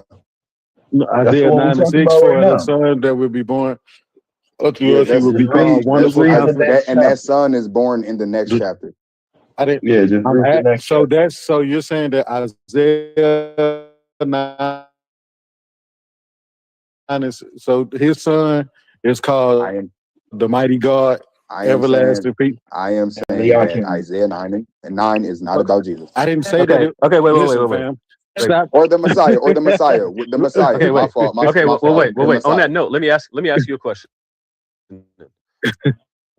Are you an Israelite, brother? Me? Yeah. You don't see them damn Well, I fringes? see him. I'm just making sure that we're on the same page. You said fringes, nigga. I ain't got no fringe. I don't have lamp Amazon fringes on my shirt, sir. I don't have, and then a fucking random ass blue ribbon. That's not even how it's described. All right. Yeah. Just answer the Okay. question. Go ahead. So you're an Israelite. So let me ask you a question. Have your ancestors, the Israelites of old, before the 1st century, when they read the text of Isaiah, did they take that passage to be messianic about the Messiah? Specifically which one, but my answer is probably gonna still be no. Okay. Well, so you say specifically which one? I don't know what you mean. I'm talking about in general. Like I'm talking about general. Like, do we have like in a body general, of? yes, we do have. The Yes, prophecy is for Ahab. there is people who talk about Yahushai, but I'm saying that Isaiah 53 is not singling him out. Well, I'm asking. Yeah, but I'm asking. Well, one, I ain't talking about Isaiah 53, and I'm asking well before we would have had any figure that we call Jesus today. So that's why I said antecedent Jews. So before the 1st century. We obviously have an intertestamental period. We have targums, right, that appear in Aramaic. We have all sorts of Jewish paratextual literature, rewritten scripture. We have commentaries and stuff that exist before we even get to which, like the targums, will represent commentaries and stuff like that. My question was about before the 1st century. So this is before then. This is so during the period of time when before any sort of New Testament time even pops up. Did those ancestors of yours believe these texts to be talking about the Messiah? Like, let's say Isaiah specifically, like, and by and large, Isaiah particularly, let's say Isaiah 9, let's throw Isaiah 53 in there because you like that one. Did they believe that these texts were about the Messiah? No. And I would say that they believed in many anointed ones. Right, which is not the question. But if they believe in many anointed ones, then that would mean then that they believe that these texts were messianic, right? I also agree that you do have this. Before you said before the 1st century, I want to, because I don't want to. Yeah. You know what I'm saying? I don't really see them being messianic. Okay. Well, I'm not asking if you see them. I'm asking if your ancestors saw them as being messianic. So these experts who read the Torah every day, you know what I'm saying, by the time the synagogue was established after the Maccabean period, you know, of synagogues, and then the synagogues, they're teaching these sorts of things. The Pharisees are running them. And then we start getting all sorts of literature produced by your ancestors. They produced all sorts of literature, and everyone universally recognizes that they thought these texts, let's say Isaiah 9, Isaiah 53, we have all sorts of writings from your ancestors that tell us these texts are about the coming Messiah. And so I can show you loads and loads and loads of them where they are writing about how this is about the Messiah, all sorts of writings that this text right here is about the Messiah, the one to come. We know, for example, that there was a whole group of people who were up on the mountain at Masada, right? And let's say Qumran, And there's all these people, and they were producing literature. They were doing things like reading and interpreting Daniel 9, and then they were reading parts of Isaiah. Let's say Isaiah 9, Isaiah 52. I don't mean to interrupt you, but I do believe, like in Daniel, the Messiah was talked about. I do believe that. That's why I was saying with certain texts, yes, I do believe that they would believe in the Messiah, but specifically certain things that you get in Christian mythology today and things like I don't agree with Christian that. mythology. So here's the deal, though. One of the problems with that is that Christian mythology, right? Let's say we just wanted to do some historical work, right? Let's say we leave theology aside. That didn't begin in a vacuum, and it actually came from bodies of literature that the Jews produced prior to. That says, like, for example, we know that there was a group of people who expected the Messiah to return at the exact time that Jesus came up on the scene. That's not speculation. We have their writings from before Jesus even popped up. And they're calculating. You're talking about the Gnostics, though, right? No, I'm not talking about any Gnostics. No, he's not talking about Gnostic. That's 200 AD. Yeah. Gnostics don't exist yet. These are Jews who are reading and interpreting their texts.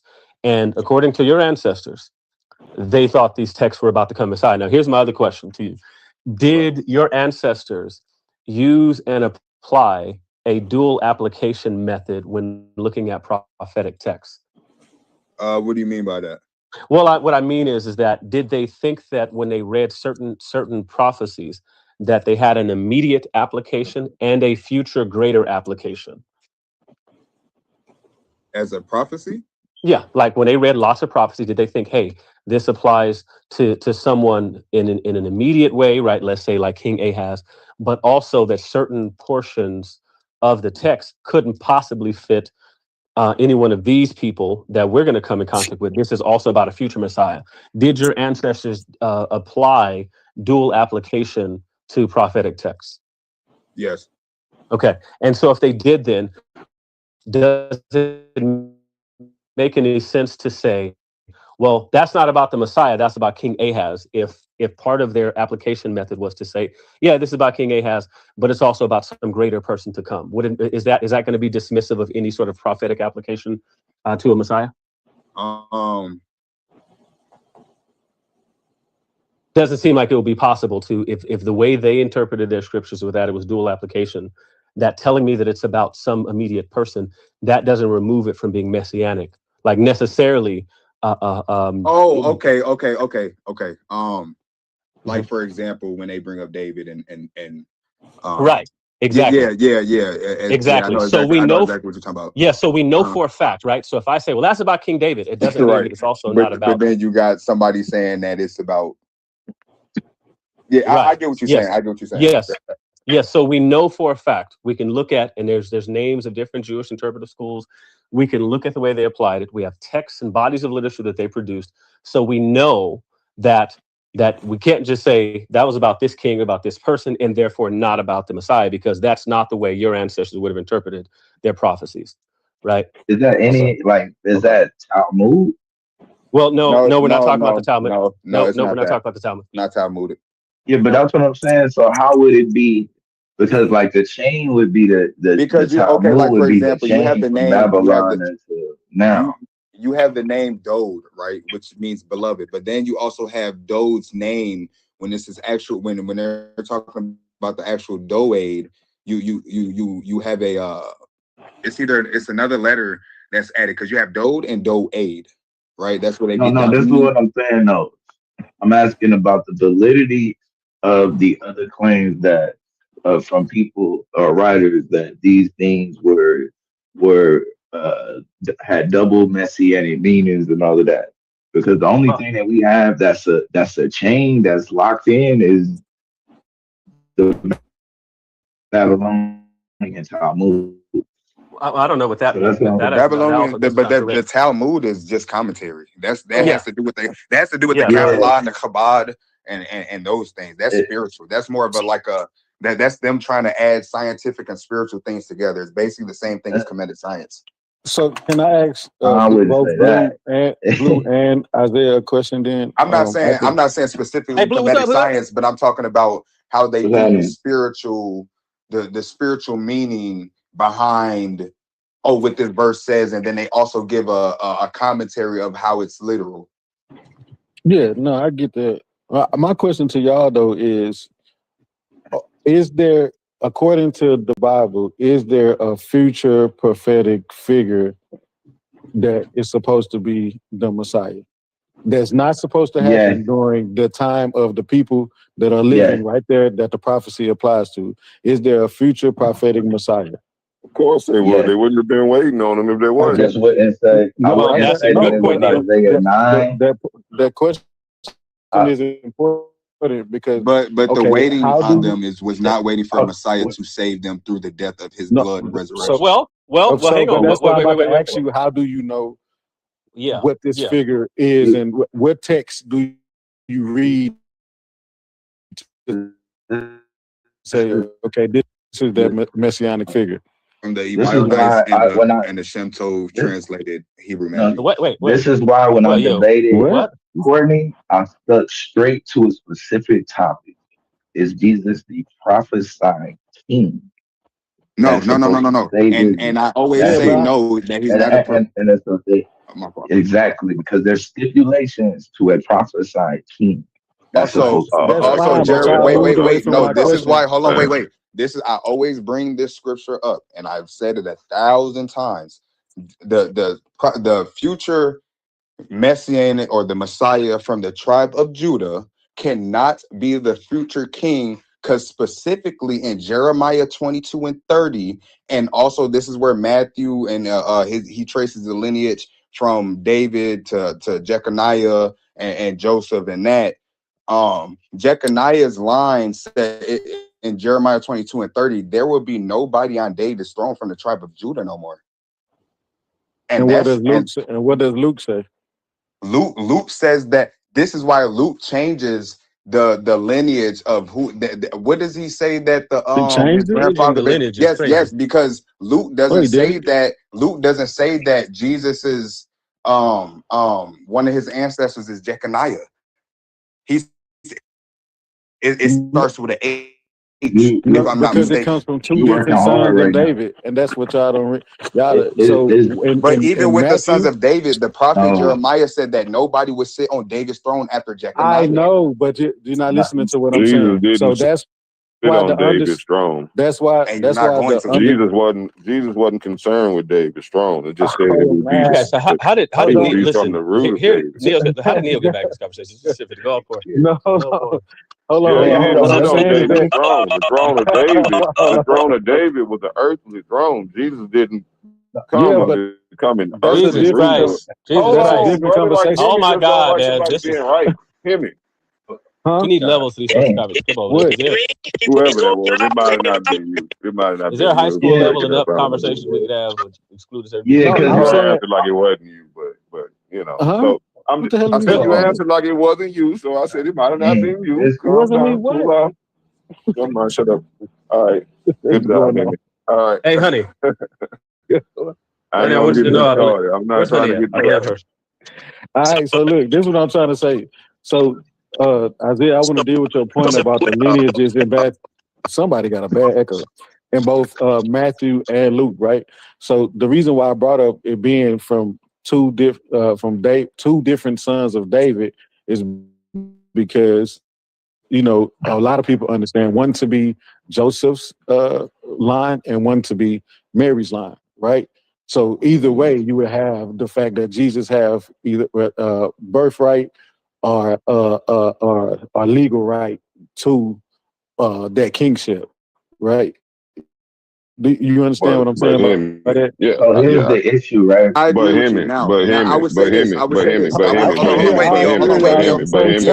first one talking. I was the first one talking. I am gonna let him finish. I'm asking him a question. You're not even in opposition. All right, Neil, go ahead. No. Just on his side. Why are you asking the dude? So him on the question. No, just go ahead. So I'm gonna deal with it.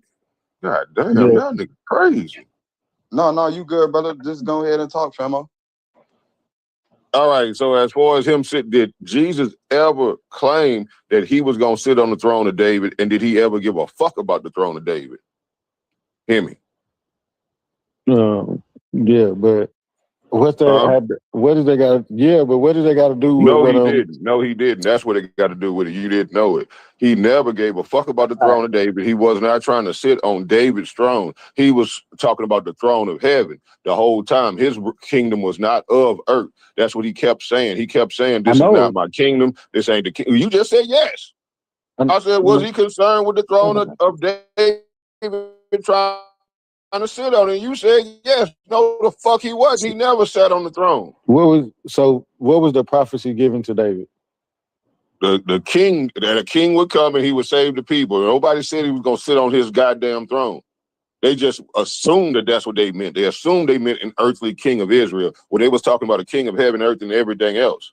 They was talking about a different kingship. It was a different king that was coming, a king in the order of Melchizedek, who didn't give a fuck about David or his throne either. But Paul, listen, Paul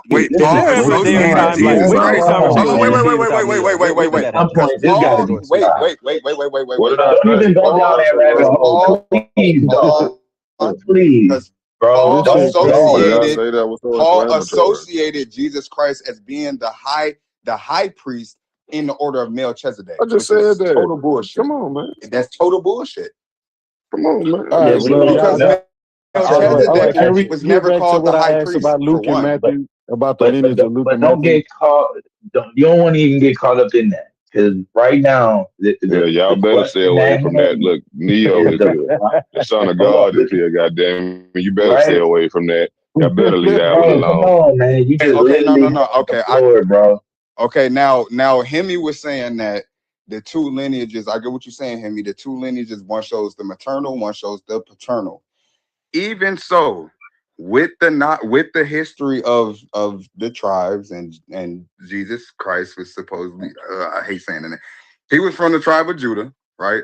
And you are what your father is. Hold on, wait, no, you are what your father is, right? Now, regardless of any interpretation that you say, because some Jews say it is, you are what your mother is, whatever.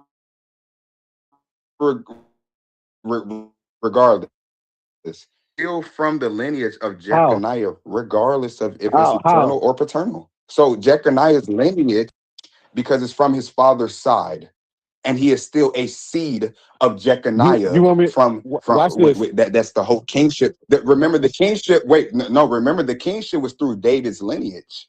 But after a certain time, when Jeremiah said that, nigga, after Jeconiah, nobody will be. I got you. On King David's throne. I got you. So that's okay. So guess who was from Jeconiah's lineage? Was it Mary or Joseph? Come on, man. This is a rabbit hole. That's why I said, it's not a rabbit. That's why I say it doesn't matter who's. It's not a rabbit hole because the king is supposed to build the king. What's supposed to happen with the temple, bro? I'm walking somewhere with this brother. Y'all trying to. So this is why the virgin. Hold on, Blue. Hey, Blue. That's why I tell you that everything in the Bible makes sense. Let him get it out. That's why I'm telling you that everything in the Bible makes sense within context, because the Bible is going to give you the context, right? So if Joseph is from Jeconiah's lineage, and that was something that was formed by God, that nobody from Jeconiah's lineage would be able to, then how doesn't that explain the virgin birth? No, because I don't believe in the virgin birth. So I don't care what you believe in. No. You're talking to something, and I can give you the proof. I could give you the proof. I could give you the proof that it wasn't because a virgin birth. What you said? Hold on. Listen to what I'm telling you. Okay. So we know that Mary's his mother, and Mary's from the tribe. From David's lineage, according to Luke, right? Right. If you have is that a bloodline? What you mean? Is that a bloodline? Yes. Genealogy, genes. Is that through his blood? Okay. Yes. Okay. Yes. Okay. So that's bloodline, and so it can't be Joseph because if it's Joseph, then what issue? Well, you have older text like in the syntax code, the CTS. I'm saying it totally wrong. I am saying that totally wrong. I am saying that totally wrong. Oh God, you is. Shit. But you know what I'm talking about, though. You have other is it called? It's not the. Is it the Codex or is it the? Well, it's the Codex. Then we're going to be talking about like Codex and okay. You talking about the Codex? Where you have that Joseph begot this man, right? Then you also and then another thing. You have this bloodline. You cannot get a fucking bloodline from a goddamn spirit or ghost. Well, from so an invisible what? being. He didn't get to. You can't. He It ain't nothing new under the sun. But you telling me this nigga here got a mommy and daddy, right? And a whole lineage through David, where you just agreed that Jeconiah is through Joseph's lineage. Wait, so wait, how hold on, the wait. fuck do they got the same bloodline? Well, hold on, wait. I just real quick, if you could just answer this for me, and then y'all can get back to whatever y'all are rambling about. Your understanding of Isaiah 9, right? Well, I want to know who do you think is talking about? Let's say verse 6 and 7. Who do you understand that to be about? And I'm thinking specifically of, it says, his name should be called Wonderful Counselor, Mighty God, Everlasting Father, Prince of Peace. Of the increase of his government and peace, there will be no end on the throne of David and over his kingdom to establish and to uphold it with justice and with righteousness from this time forth and forevermore. The zeal of the Lord of hosts will do this. So who do you understand that to be, especially if it's not messianic? And in two, specifically the portion about sitting on the throne of David. How can you explain that to me? My answer would be, okay. My answer would be anyone. Okay. So wait. Yeah, exactly. So everyone before Jeconiah, they all have a throne that lasts forever, and they're all called and those, and it says in his name, it's singular, his David, not there. It's in his name shall be called Wonderful Counselor, that's singular, Mighty God, that's singular, Everlasting Father, and Prince of Peace. They all have that name. Yeah, no, that's Eliakim, and the reason why it says that the kingdom is everlasting because it's God's kingdom. Well, that's not what it says. But it says, for unto us a child is born, to us a son is given. So, like, let's say unrighteous kings, they will be called Wonderful Counselor, Mighty God, Everlasting Father, and Prince of Peace. Like the. Okay, my question would be to you: how was that child born? Well, it doesn't matter. All I want to know is it doesn't matter how the child is born. It just says, for to us a child is born, to us a son is given, singular. Okay, and the government should be upon his shoulders. There's one person. This is the reason. And then whoever the singular his is. The reason I asked that because according to y'all specifically, or not, I won't say y'all. According to certain people, the Holy Spirit came and God came and impregnated a woman, and it comes from that. But then you have. This is not this son being born through a immaculate conception. None of us are here arguing for the immaculate conception. That is a Catholic term. Conception is? Yeah, that's inaccurate. A virgin birth is not the same as an immaculate conception, but either way, this sidesteps the issue. Okay, this sidesteps the issue. And an immaculate conception is the idea that Mary was like perpetually untouched, without sin, and remained a virgin. It's a Roman Catholic idea that comes way later. It has nothing to do with what we're discussing. But either way, that's all irrelevant. I just want to know, because remember, this is not. I don't care if you think this about Jesus or not, or if you think.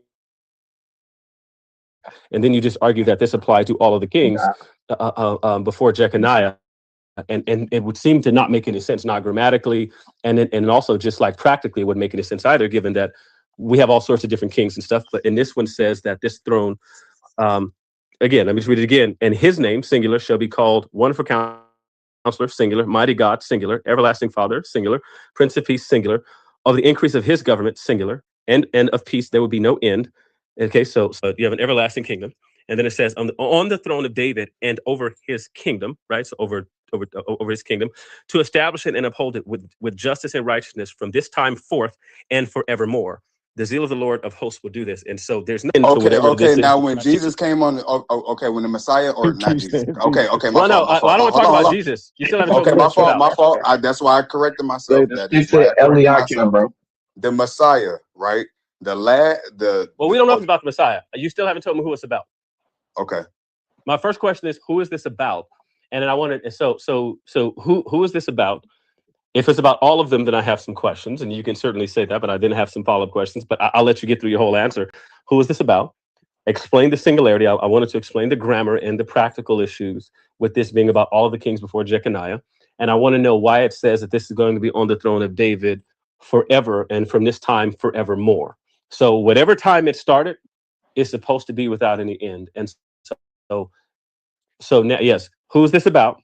Please explain. If it's about more than one person and all the kings before Jeconiah, please explain the grammar issues with that and the practical issues with that. And then why does it say he's going to be on the throne of David forever? Evermore. Okay. And my specifically what verse again? Just so I'm it's going to be 6 and 7 of give me Isaiah 9. Isaiah 9. Okay, we're talking about Isaiah 9. Mm-hmm. You said break down the grammar. Well, yeah. Well, just tell me who it is, and then I hope it's consistent with the grammar and any practical issues that will come with that. And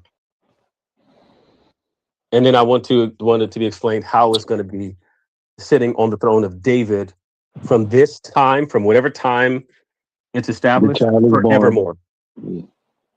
It's in perpetuity. The kingdom is in perpetuity. It never ends. It does not have an end. It's everlasting. I would say because I also don't believe that the text says that when I bring up Jeremiah 22 and 30 about how the lineage after Jeconiah, nobody will be on David's throne because the law and the scepter, if I'm saying that right, Genesis 49. It would be passed, and this dode that is also called the branch is not the same. Is not the same David and his lineage, or anybody from his lineage. That's going to have this forever covenant.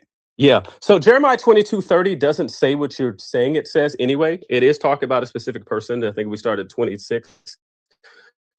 I will hurl you and the mother who bore you into another country where you were not. This is to some specific person where you were not born, and there you shall die. But to the land to which they will long to return, there they shall not return. In this man, Coniah, a despised broken pot, a vessel who no one cares for. Why are he and his children hurled and cast into a land that they do not know? O land, land, land, hear the words of the Lord. Thus says the Lord, write this man down as childless, a man who shall not succeed in his days, for none of his offspring shall succeed in sitting on the throne of David and ruling it in Judah. There's a specific person whose offspring are not to, whose offspring will not sit on the throne of David. I don't know what you're reading this as, and I don't know what version you're reading, but I don't know where this says no one is going to sit on the throne of David forever. It's quite literally pointing to a specific person. But I never said that no one would sit. Well, you did. You said it like 12 times. You said like 12 times that no one's going to sit on David's throne anymore. And so after this verse says, you did say, but then I explained, but when I was just explaining it, I just explained that I believe that it's not going to be anyone from the. I should have been. Well, it doesn't say that though. Well, it's not going to be anybody from the tribe of Judah. Well, right, but does the verse say it's not going to be anybody from the tribe of Judah, or does it list a specific man whose offspring, and maybe that man is from the tribe of Judah, right? But let's say but his offspring is going to be that man. Unless the man is Judah. The only way that the man that you could exclude anyone from the tribe of Judah on the throne is if this says no one from the tribe of Judah will sit on his throne. But if it lists a specific man that says none of his offspring, this would be like, for example, let's say we're talking about my family, right? And I'm saying it's from the tribe of Leandre, whatever the tribe of McBride is, right? And there's always going to be, and let's say I pick out one of my cousins and say none of your kids will ever sit, will ever own my house. That doesn't mean that no one else in my family will. It just means that my cousin's kids won't ever do it. And so same thing, like you get like in the whole Genesis thing, like with Canaan and Ham, right? There's one of them who's cursed. There's a specific offspring who's cursed, not the whole descendants of Ham. Cursed be Canaan. Canaan was specifically cursed, not all of Ham's descendants. This was one of the ways that the Muslims came and edited Jewish texts and came up with this whole a curse of Ham thing, that the text never says that there's a curse of Ham. The text says curse be Canaan. Okay. I understand what you're saying. When we take out Judah, right? When we take out Judah and we get Jeconiah, who is the Coniah or whoever that's being mentioned in Matthew of Jesus? Jesus's lineage. That doesn't help you though, because Jesus I'm was just born asking. from Mary, I'm just and the asking. story goes. Who is that? Who is that referring to? That's referring to Jeconiah, but that's Joseph's lineage, right? And Joseph isn't the earthly father of Jesus. You said Joseph is not the earthly father of Jesus, but the earthly father of Joseph is Jeconiah. I'm saying Joseph. It literally tells us that Joseph comes from Jeconiah's lineage. I understand that you're saying that Jesus' paternal lineage doesn't come from any man, but at the same time, when you get this paternal lineage, Jeconiah is the ancestor of Joseph, blood related, right? Otherwise, they wouldn't say it's his genealogy. Mm-hmm. Then why doesn't Jesus have that nigga's DNA? Bro, you just getting away from the question, though, bro. Just go back to Isaiah 9. Yeah, I still want to. About. This is. Well, he hasn't actually answered who it's about. That question still has not been answered. That's what I did. I just didn't give a specific name. I said I don't believe that it's about no Messiah believed in and that's my answer. And then I told you that his son. I did say that his son was born in the next. No, bro, please go to Isaiah 22, man. Come on, bro. No, I still need an answer about Isaiah 9. I want to know. I'm trying to say on the Isaiah 9. Okay, Isaiah 9. Your answer is. Okay, no, go inform me. Maybe I do need to see something else. You already established who we already established who the chapter is about when you said who Emmanuel was about. Did you not? Yeah, I did. All right, so there was no reason to pivot off of that. Who is it? So who was Emmanuel? God with us. I would say the next son that's born. That's Eliakim. Uh-huh. All right, so now your next answer is Isaiah 22 and 20. Okay. Verse 22 verses 20 through 22.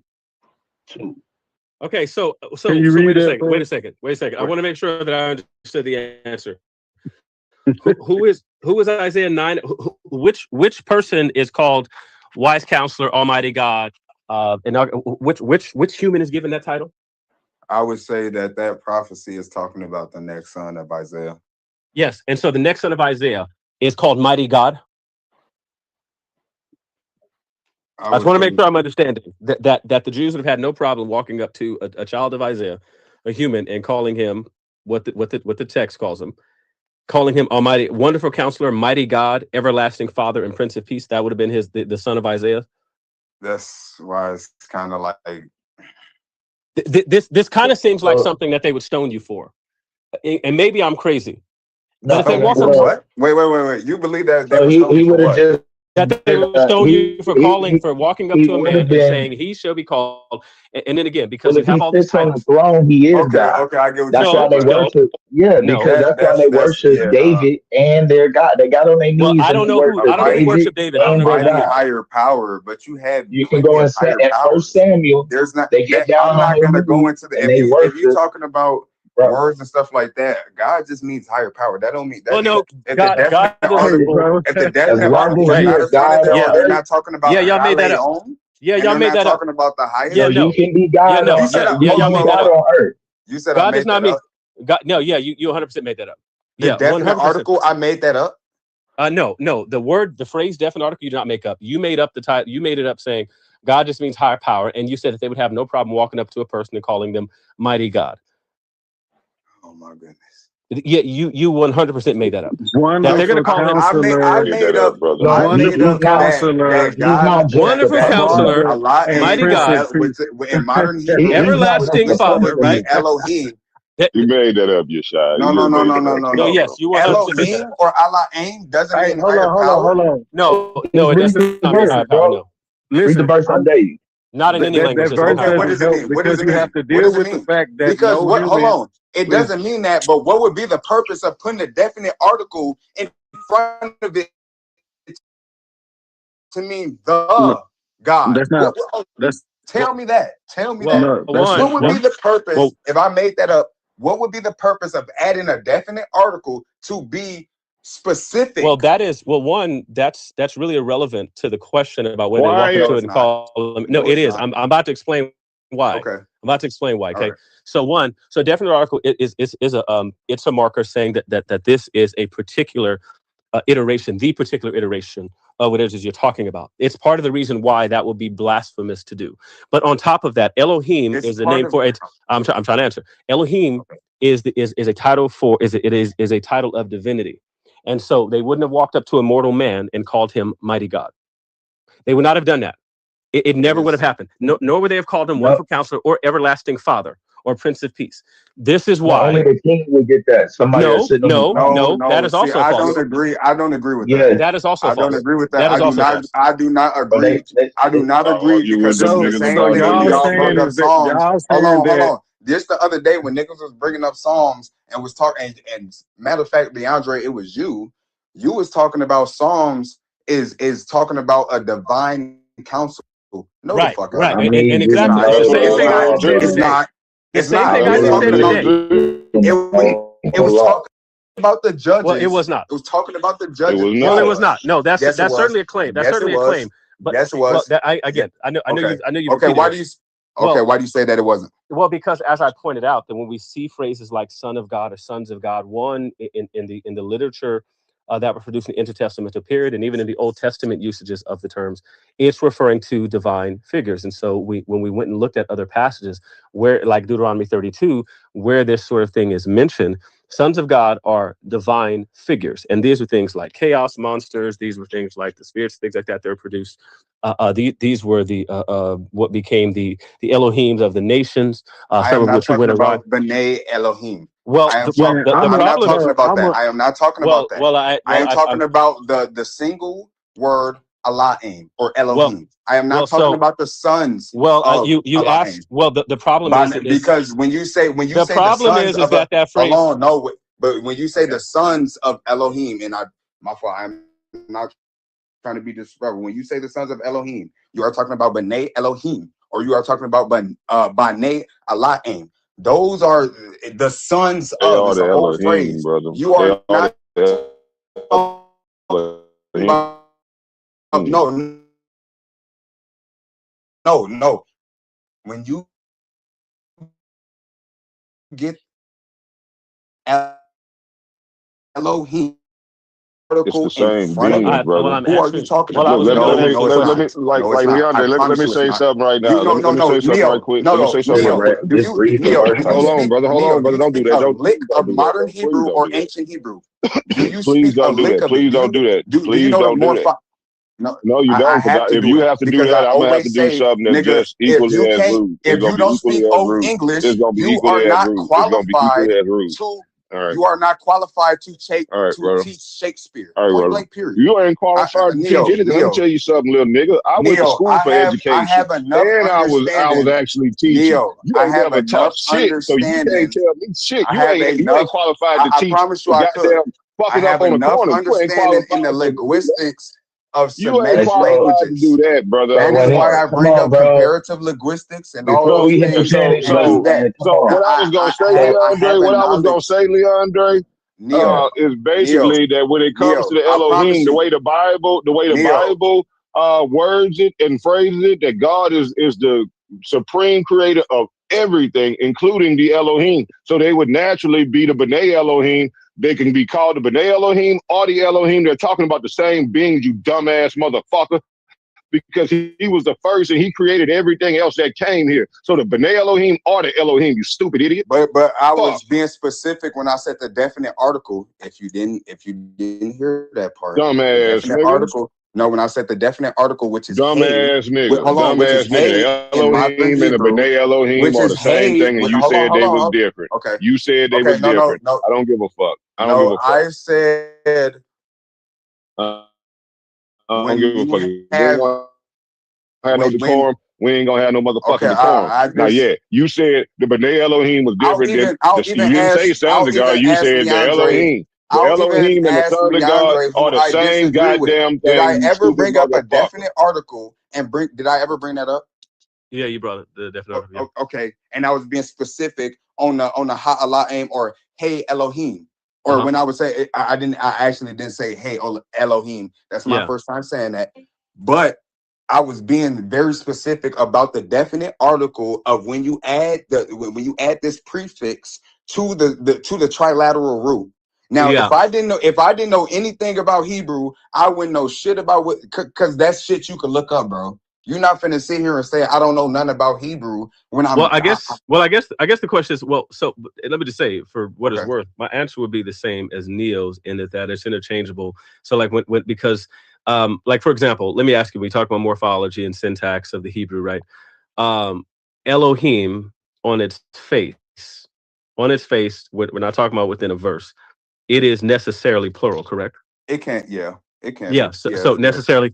And let me ask you, when do we translate it as singular? Like it in Hebrew, when do we translate it as singular? When you have the definite article, hey or ha in front of it as the prefix. No. Yes. No. Well, no. That's actually false. We translate it as singular when it's followed by a verb.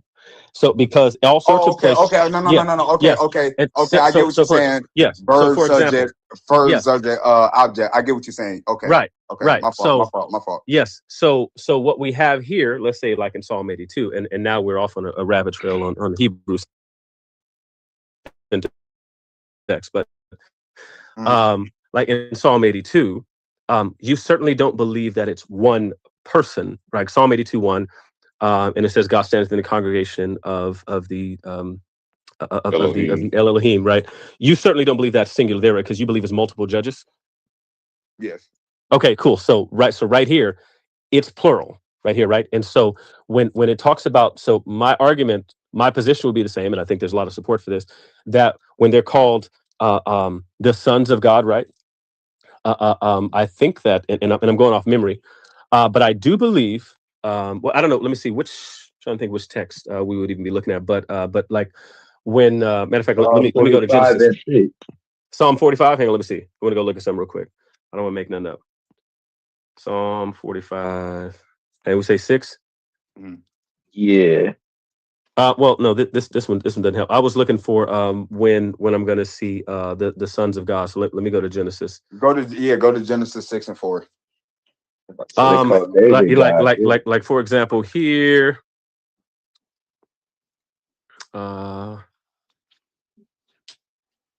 then Ha Elohim. Well, because it's Ha Elohim appears here too, right? And this one there's a definite article right here before, but you don't think this is singular either, right? It's in Genesis 6:2. I'm looking at Ha Elohim. So yeah. So just because there's a definite article, doesn't make it singular.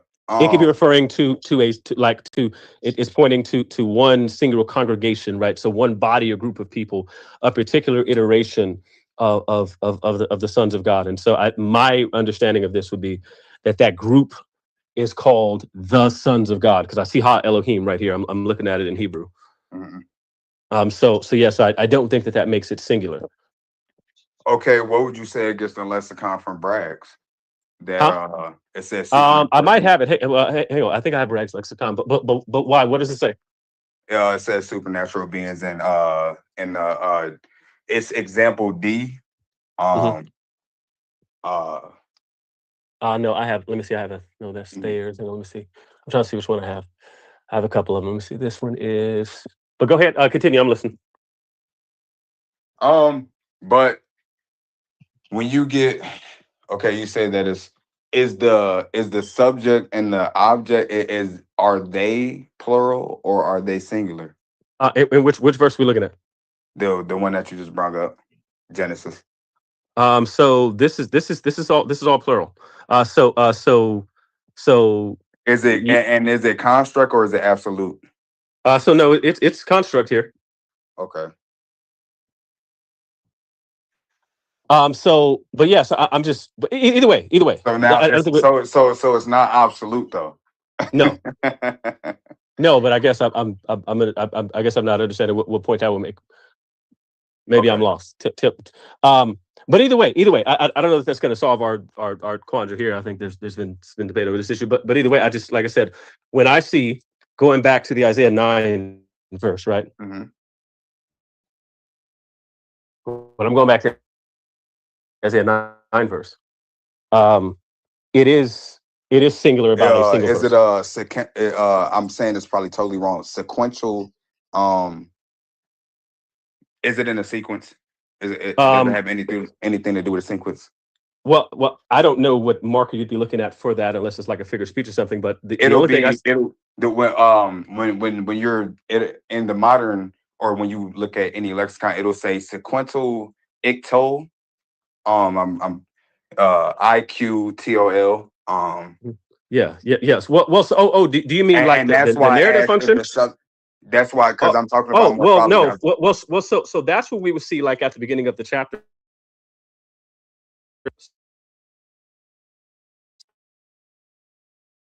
Narrative, right? Like, for example, so like you see this sort of thing in Job, and what we would see that things are written in the future tense. But when we start seeing yiktol or vayiktol, that has to do with the structuring that we would see at the beginning of the particular verses. So like vayiktol, that's incomplete.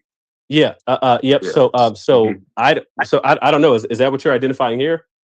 No. Part of it is the absolute and the constructive and the sequential, because when you have the sequence, right, now that subject or that with that verb, you have the sequence of singular and plural. Now, if when you have certain mistranslations in with the Masoretic text and in the Qud system, you have certain things that will add a like the plural can be emphasized, like they'll say in Isaiah, for emphasizing the you know what I'm saying, things like that. But the original text, bro. if you said what? This is a rabbit hole, man. You ain't read the verse yet. The man. No. Well, no, it's not a rabbit hole. We're talking about literal. We talking. Yeah. I just want to say that, one, I'm highly appreciative of this level of Hebrew conversation. Thank you for this. I appreciate this. I actually really appreciate this.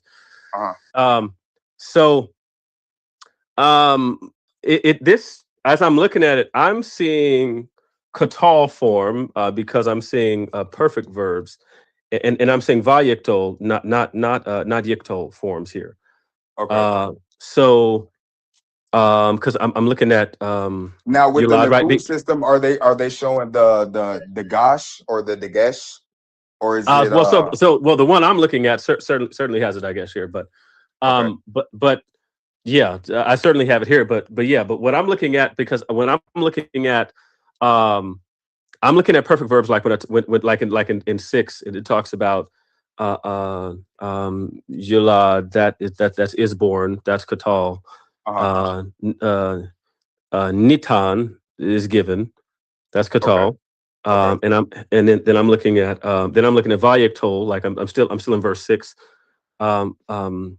Vayiktol, because it says vatehi, because you have that va, so that's vayiktol. The conjunction, okay, and so because it's giving some future tense thing. So no, I'm not saying katal. Well, I'm not saying yiktol here. I'm saying katal and vayiktol. That's okay. Like I said, thank you for this. I appreciate this level of discussion in Hebrew. This is a first for me. I love this shit too, bro. I love this shit too. This is 100% a first for me in Hebrew discussions. Thank you for that. I'm telling you, I'm appreciative.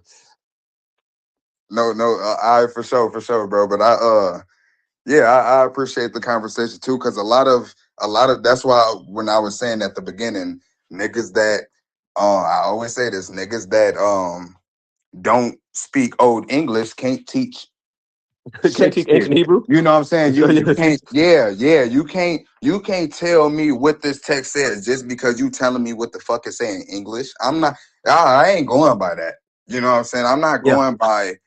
I need the root. I need the trilateral root. I need to know if there's a suffix or a prefix added to it. I need to know what tense. I need to know what I need to know if it's a verb. I need to know if it's a noun. I need to know if you know what? Yeah, listen, I'm finna have to brush up because nigga got a little rusty because the way I learned it by immersion, and so like we legit went to class. There's a website called Living Biblical Hebrew. My professor Brian Schultz, he was one of the founders, so he earned his PhD in Israel, but he was one of the founders of that particular method. And so him and there's another lady named Pam John. She's a classist. She also speaks Hebrew. She speaks Latin and a bunch of other shit too. But there's a bunch of these there's a bunch of these people, and so like I took them for Greek and Hebrew and stuff. And so like we went to class and legit had to like act out stories or whatever, and like we had all of these little stuff we had to do at home on the computer that taught us about the different forms or whatever. And so I'm rusty. I ain't been on this I don't know how long. And so like I said, so I appreciate this because it's forcing me to remember a bunch of stuff.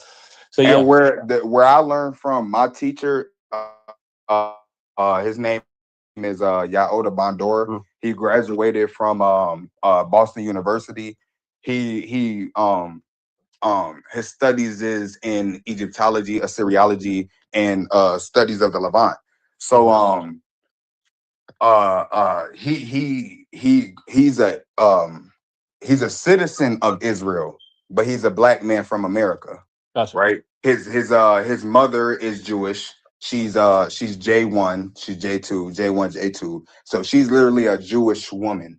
She's not no Hebrew Israelite, nothing like that. Now his dad is a black man, a so-called Negro, and he's a citizen of Israel. He now lives in the Philippines, and he's fluent in modern Hebrew and biblical Hebrew. Yeah, you know what I'm saying. So when I'm talking about I'm talking about biblical Hebrew and biblical morphology, biblical phonetics, biblical, things like that. I'm not talking about the modern or the Mishnaic or the Tiberian or the things like that. I'm talking about the because even in Israel, anybody in Israel knows if you want to learn modern Hebrew is used for like everyday life.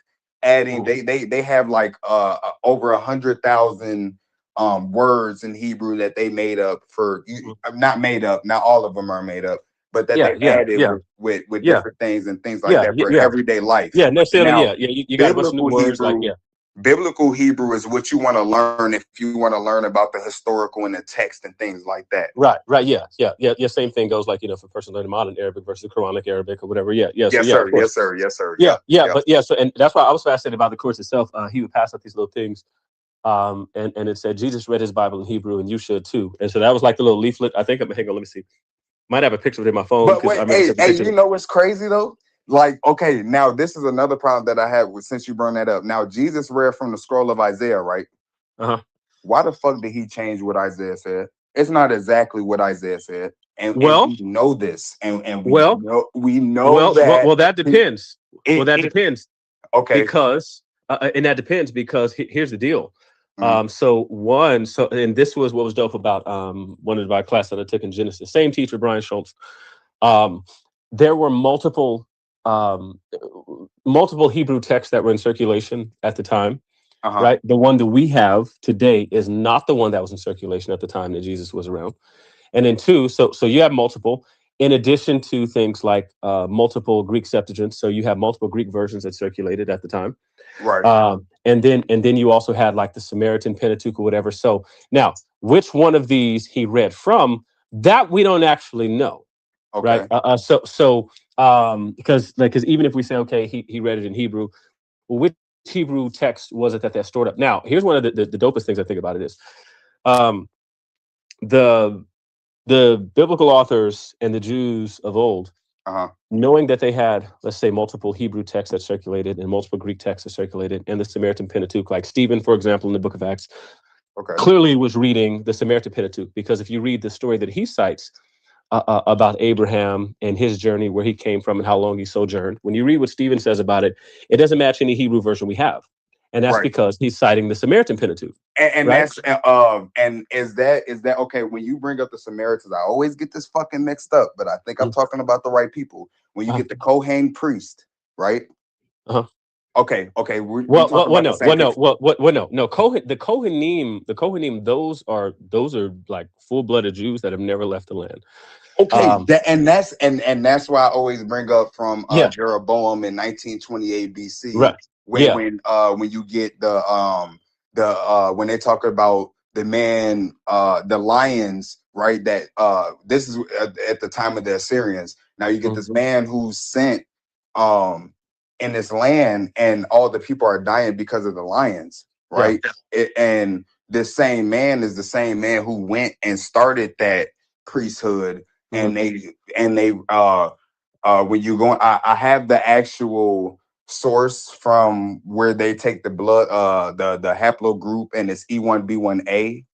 And then you also have some Sephardic Jews who are E1B1A. By the way, I just want to tell you, something that I don't. I like you, man. You cool. You all right with me. So I don't say that often. Usually I don't like people, but I just want to tell you, I like you. You all right. So you're all right with me.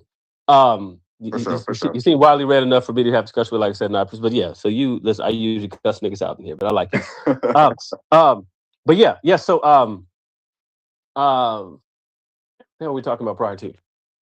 We was talking about the where I had brought up the Kohanim. Yeah. I'm saying because prior to Kohanim, let's see what the hell we talking. Let me see. Let me look back. Because Kohanim, they claim to have the same priesthood from Aaron or Aaron. From the lad from the beginning. Yeah. What the hell were we talking about before we mentioned Kohanim now? Shit. I don't know. Anyway, but anyway, we was talking about the Hebrew, and we was talking about morphology, but before then, and that's another thing that I want to bring up because. Okay, now people don't know this with Aramaic. The Aramaic version, the old Aramaic is. That's what we were talking. That's what I was gonna tell you. Yeah, that's what we were talking about. We was talking about the different texts that existed. So yep, these were they have multiple texts circulated, and what's dope is like when you see them citing like the Greek Septuagint is cited most often in the New Testament, but you also have the Samaritan Pentateuch that's cited, referenced even by by Stephen. That was apparently the text of the Hebrew. Are you talking about Stevens and Pigeon? No. No, I thought you was talking about the nigga who made the Sefer. Okay. No. I'm talking about Stephen, the one who was stoned in Acts. Oh, okay. Yes. So when he talks about so Stephen cites the Samaritan Pentateuch. What we get recorded from him comes from Samaritan Pentateuch because we were talking about what Jesus is reading, and so my point was we don't know which version Jesus is actually reading. The only thing we could say is that from what we know from the text at the time, from multiple different citations and iterations, that they used multiple texts of the Bible and that they had an idea about textual variants that we don't have today. Like you have in the book of Hebrews, and it's making a reference to it's citing an Old Testament text, but it says. A body you've prepared for me, right? That's not in any Hebrew text except that we have. Exactly. Yes. And that's why I brought up Isaiah. Right. And so, which is interesting because what that tells us is that the Jews were comfortable using texts that had variants in them, and so they could know that two texts existed that read different. That comes from, and I know my fault, but that comes from the Hellenistic Judaism. And because you got to think. And that's what I'm saying. But that's what I'm saying. With that said, and this is why I'm against Paul because of Paul. And I don't mean to cut you off because Paul wrote parts of Acts, but Luke wrote the first half. And wait. Which part of Acts did Paul write? I've never heard this position before. Paul wrote after 22 because when you have the three accounts of his conversion, and you have Acts 9 and 7. Acts 9 and 1 through 7, and then you have Acts 22. Is there something about the grammar that tells you that there's or syntax that tells you that there's a different author? Like what gives you the indication? No. It's the conversion story, right? When you have in Acts 9 and 1, the two men that was on the journey with Paul, you have two accounts. either they heard the voice and didn't see the light, or they saw the light and didn't hear the voice. Mhm. And Yeah. then you have people who will sit here and say that the Greek is talking about a different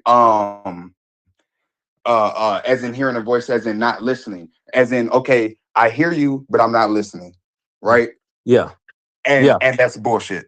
That's Yeah. bullshit. Well, either way, the idea is that what clearly was the case among the early Jews was that they were comfortable using Hebrew, Greek, Samaritan texts, and they apparently thought they were all the word of God, because you have them citing them in even where they make references, right? And so like in the Hebrew passage where it says like a body you've prepared for me, right, which isn't in the Hebrew text,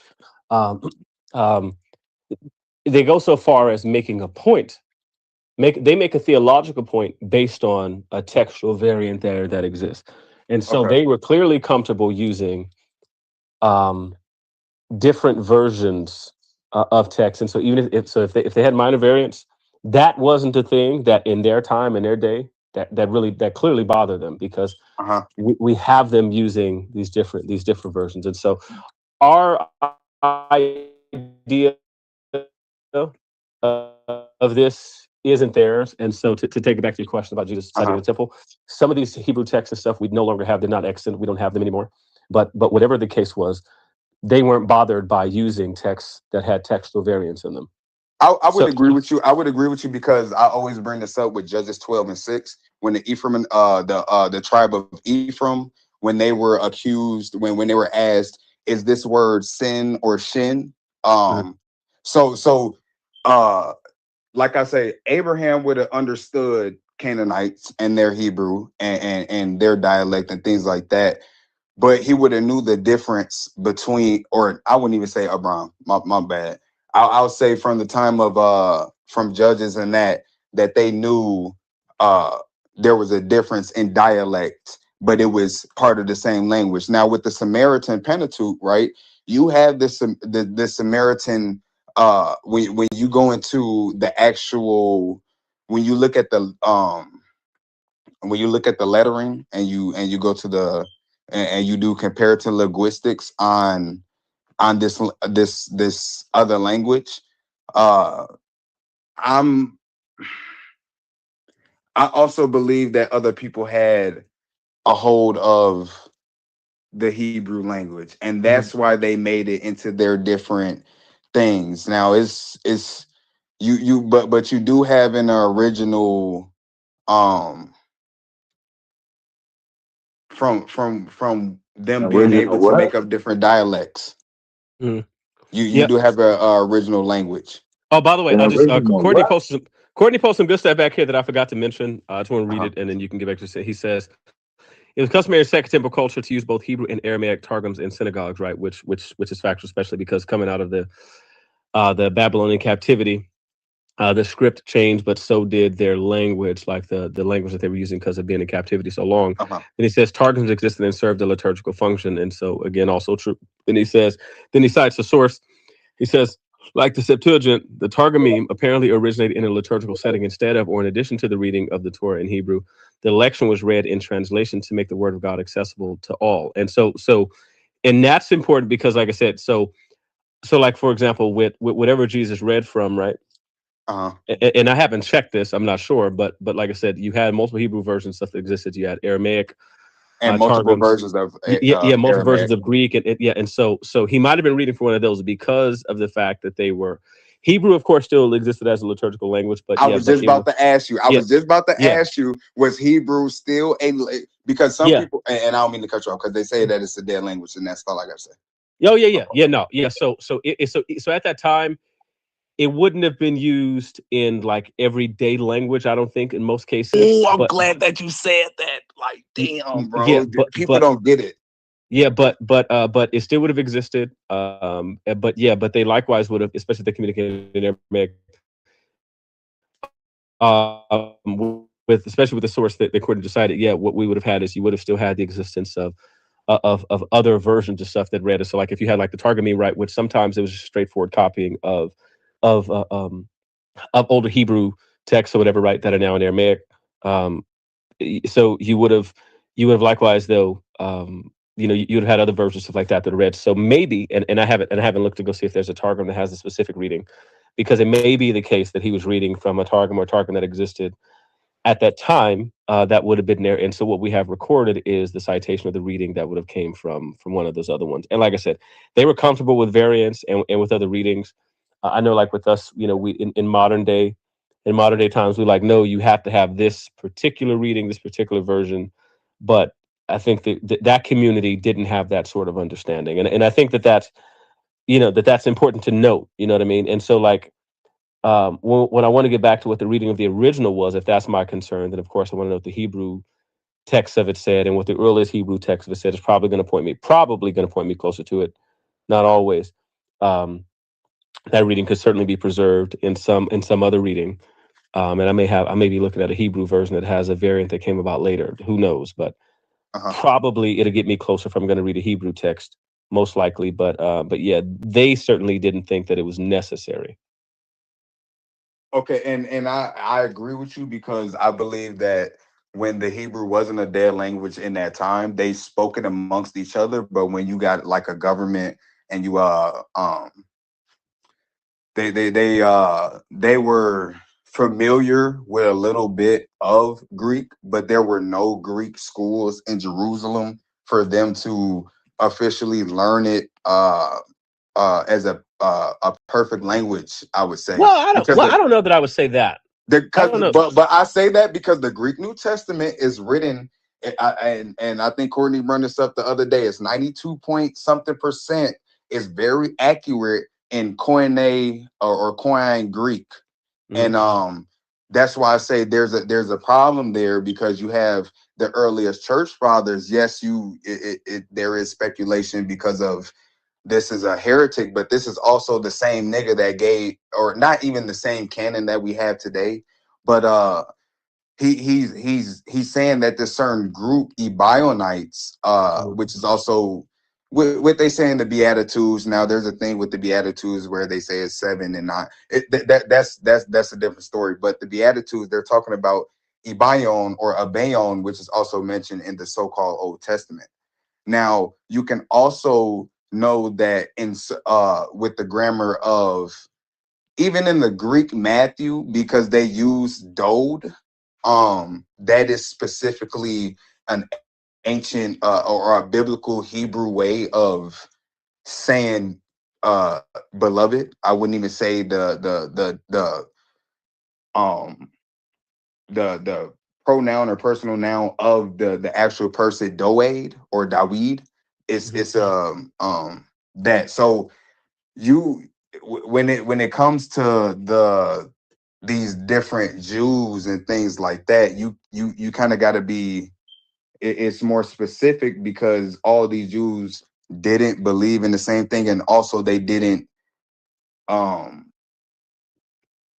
lean on a certain language when their original language wasn't dead. We have accounts from Irenaeus that these Hebrews had a native tongue of the Gospel Matthew, and that's the only gospel that they went through. Now, when you go through Eusebius and things like that, you'll get something said different, but that's a later account. The first account of these Ebionites is that they repudiated Paul.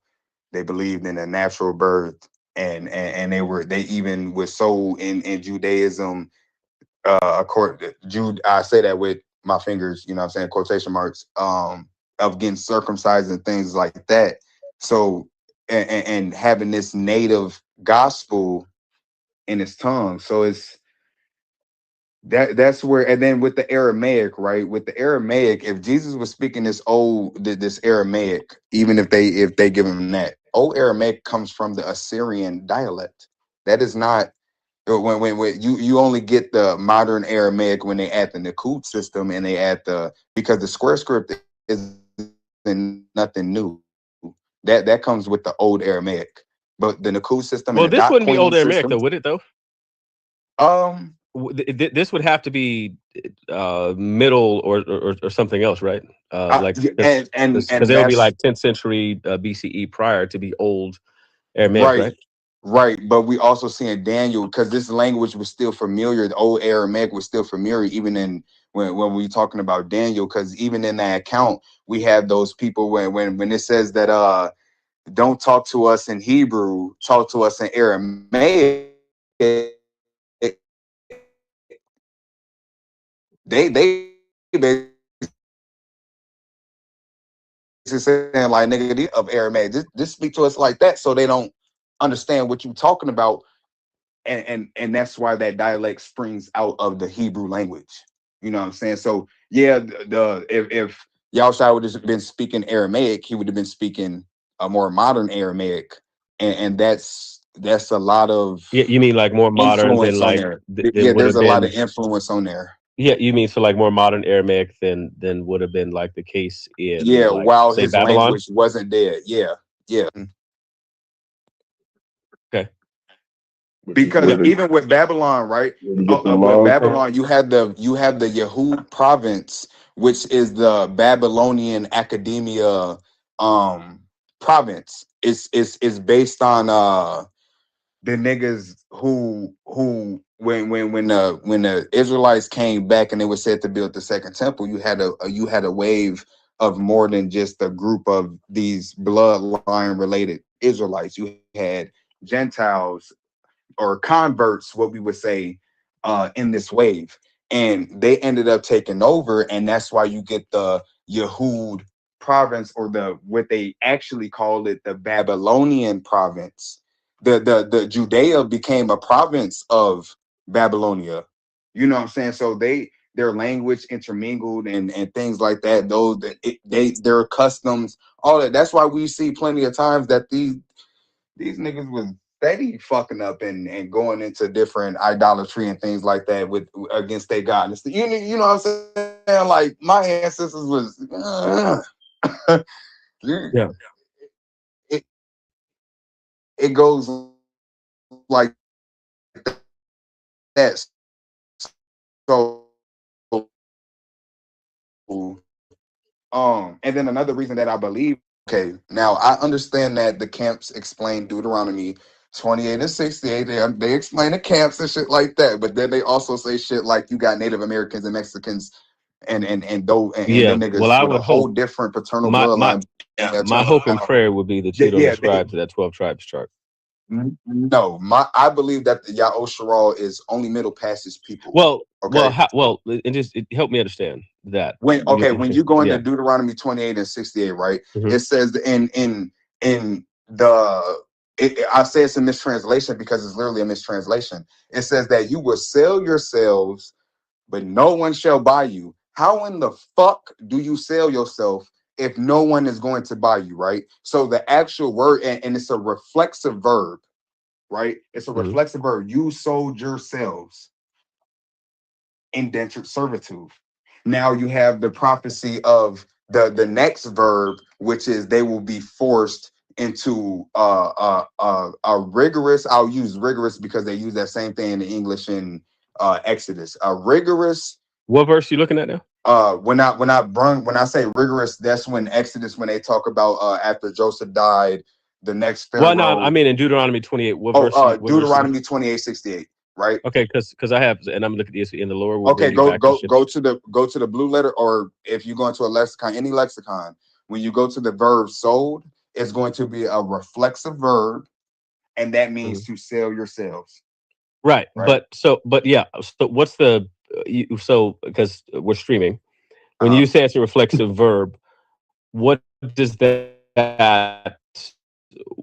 What's your point about what that does to the reading or to the translation? Because it says a mistranslation. That for means, the slow people in the back. Courtney's here. Courtney a little retarded. So like, how would you explain to Courtney what's happened here? Okay, what I would explain is when you have this reflexive verb and it says that you will sell yourselves, that is the indication of indentured servitude. Then then there's another verb. I don't know. I don't know it off of the top of my head, but it's another verb that is talking about these people will go into a rigorous type of servitude or slave. Makar, you're talking about?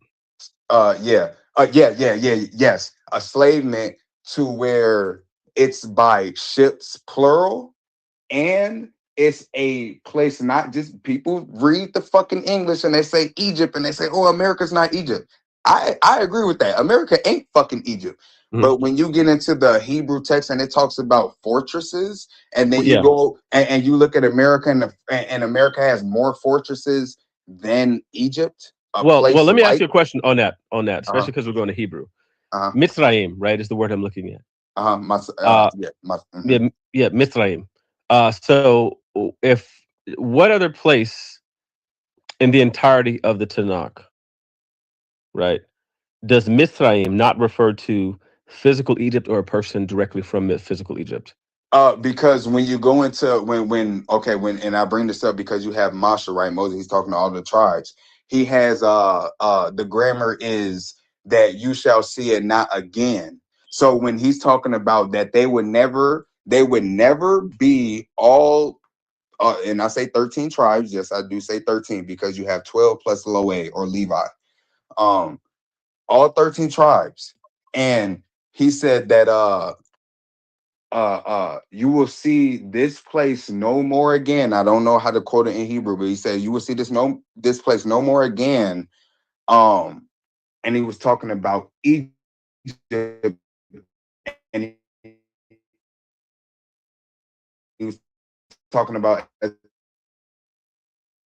a whole as the slavery that they took on there. So then if we ignore that, that means Moses or Moshe is contradicting himself when he says that they would never go, they would go to Egypt, right? That they would go back to Egypt. But you would have to tell me in the text when, as a whole, all 13 tribes went back to Egypt as slaves, as the rigorous slaves that they was after Joseph died. Well, see, the Most High even addressed that, though. Brother, I didn't actually hear an answer to the question I asked, though. Respectfully, I didn't hear an answer to the question I asked. Okay. The question I asked was, what other places does Mitzrayim occur in the entirety of the Tanakh? Mitzrayim. What are the places that is occur where Mitzrayim does not refer to literal Egypt or a person who is from literal Egypt? That was my question. Do you have another location where Mitzrayim doesn't refer to that? It's I forgot the exact verse, but it's in Isaiah, and it's talking about the streams of the brooks of Assyria or Ashur and and it says Mitzrayim. Yeah, the word Mitzrayim. Yes, because it's talking about Ashur. Not a root, not a cognate, but the word Mitzrayim itself. Because here's the thing. Because if we go to Blue Letter Bible, right? What we could do is we could easily check this, right? Because and for anyone at home, you can look at a concordance. Don't like the Blue Letter Bible. Well, even if you don't like Blue Letter, anybody who owns a concordance, we can't use that without as a witness, though. Even if you don't like it, you have to use it as part of the witness. Yes. So no, for example, I thought you didn't like it. Yeah, because if you go to it, right? If you go to it, if you click Blue Letter Bible, if you click it, right, and hold on, let me do it now. Okay, so I have it up. Strong's H4714, Mitzrayim. The root word. Seeing in the TWOT reference, and then it says outline of biblical usage. It is a proper locative noun. If it's a proper noun, that means that it's referring to something that is specific. Okay, so like a proper nouns, like with names, a name is a proper noun, refers to particular people. When it refers to country, stuff like that. So it says the first usage is Egypt equals land of the Copts, a country at the northeastern section of Africa, adjacent to Palestine, and through which the Nile flows. Okay, and that's just a noun. And as an adjective, that's the second one, Egyptian double straights, the inhabitants or natives of Egypt. And so it says the way that the Bible uses it in those two ways is either referring to a land or a people from the land of Egypt. So hence my question. So, and then we keep going. And then it says the KJV translation count. Let's say we go with the King James Version. 681 times is it used. 586 times it refers to Egypt. 90 times it refers to an Egyptian. Mitzrayim says 4 times, and Egyptians 1 time. So and it says Mitzrayim, i.e. upper and lower Egypt, Egyptians, and Mitzrayim. So it says a proper name. We look at the Brown Driver Briggs lexicon, right? A proper name of a territory and people feminine. So the point is that, and this is part of the reason why I don't have respect for Hebrew Israelite interpretations of this text, is because it murders the usage. We don't have a usage where it's not referring to physical place Egypt. To mention, it murders the history and other things that are in this text. Now, let me say this: scholars of Hebrew and of this particular passage called this event here the unexodus, because you have them being taken back to something, and that's the part that we didn't really harp on. And but what it says, like in the KJV, and the Lord shall bring thee into Egypt again, right? That is certainly saying something, because the unavoidable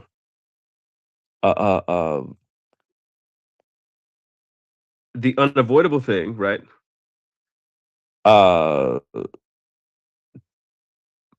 Tosip is there. It does appear. Tosip certainly appears there in the Hebrew, and it certainly means again, and it means that there's some action is going to be repeated. The idea that they're going to be taken to a different land would mean that they're not being taken, that is not a repeated action. Okay, let me ask you this. Why did I say that it won't be a repeated Well, action? I have no idea, because I know you made the point. You said that what happens is, and Courtney is sharing the screen showing that it's Mitzrayim. He has it on the screen, but you said that it said that it would never happen again. Where's that text where it says that? It's in the let me go to it.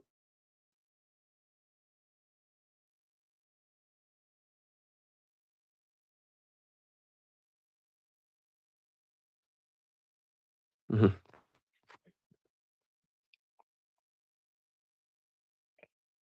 And let me just tell you ahead of time, I'm gonna tell you where I'm going to go directly after that. Okay. If you have a passage that says that, then we have a problem, because Vespasian is emperor and his son Titus, right? Mm-hmm. We know for a fact from Jewish sources alone that there were a number of Jews taken directly back to Egypt. One of them came by land, the other one came by sea. I think it was Vespasian by land, Titus came by sea. And we know from Jewish sources, the Jewish source specifically is going to be Josephus. And Josephus tells us emphatically that Jews were taken to Egypt on ships, because one of them came on ships. And he tells us there was a number of them that were taken back to Egypt and sold in Egypt. And so we know that they went there around AD 70, and we know they went there on ships. And so what's going to follow is a very interesting conundrum, because if you're reading, is it that there's a guarantee to not be taken back? If it is an unequivocal guarantee to not be taken back to Egypt on ships again, then AD 70, with Titus and Vespasian's sack of Jerusalem, right? During the Jewish wars, we're going a very big problem with what both you and I would consider to be the scriptures, because without a question, Josephus records people being taken into Egypt on ships. I believe Titus came by land. Vespasian came by land. Titus came by sea, and we have explicit mention of ship back into Egypt on ships and being sold. Okay, my last explanation. I just want to jump in right quick. It ain't be but a second. My first explanation would be that God probably was referring to Israel as a whole being taken back, and not like one or two people. That would be my first one. I was just about to bring that up, because I also admit that those Israelites willingly went back. Some Israelites willingly went back to Egypt. But and then on top of that, he does actually address, even though I told you will not go back.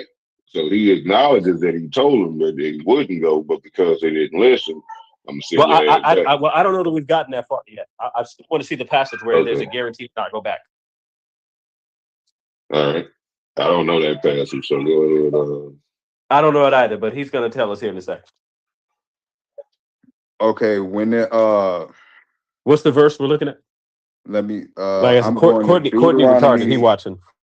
So we got 28 and 60. It is Deuteronomy 28 and 68.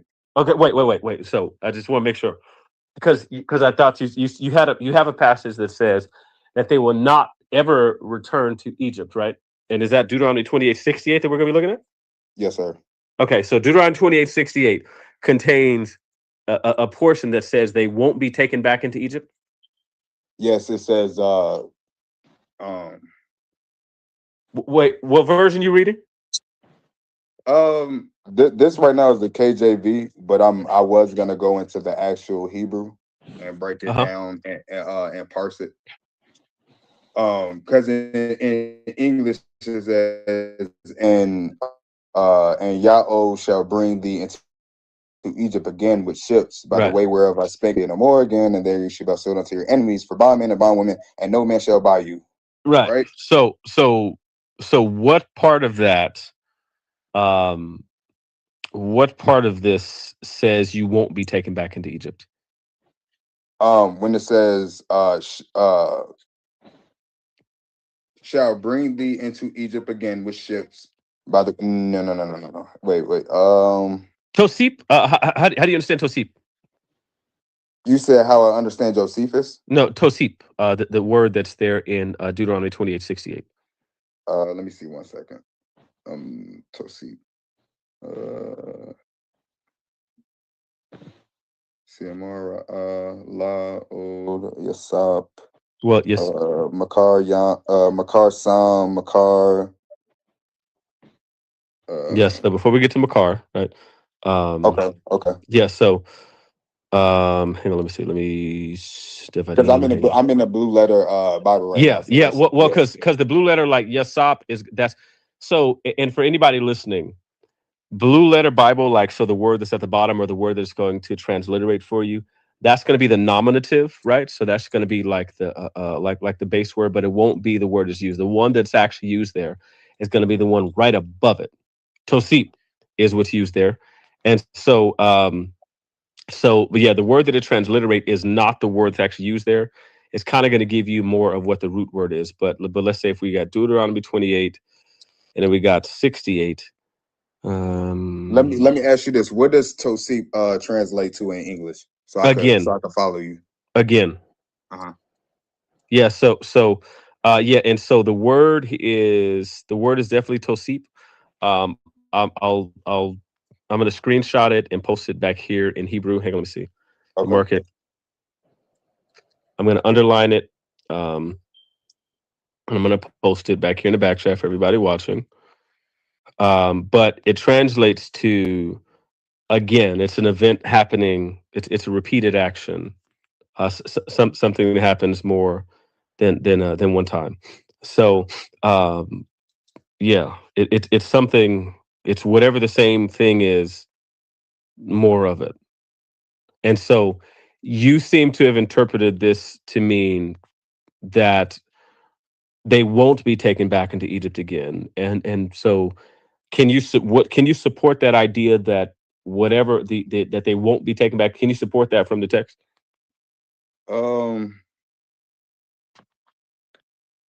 Off the head, I could not give you a full complete explanation. I do have something, but you know what I'm saying. I would have to share my screen and stuff like that. I don't want to do that because I don't want to just seem like I'm just basing the word off of somebody else. But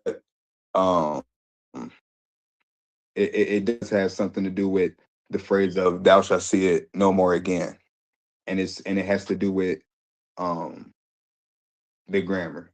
Now, if you give me 2 ticks, I could come back and give it to you like that. But I'm not gonna sit here and act like I know it off the dome, and I could just, you know what I'm saying? That's something right there.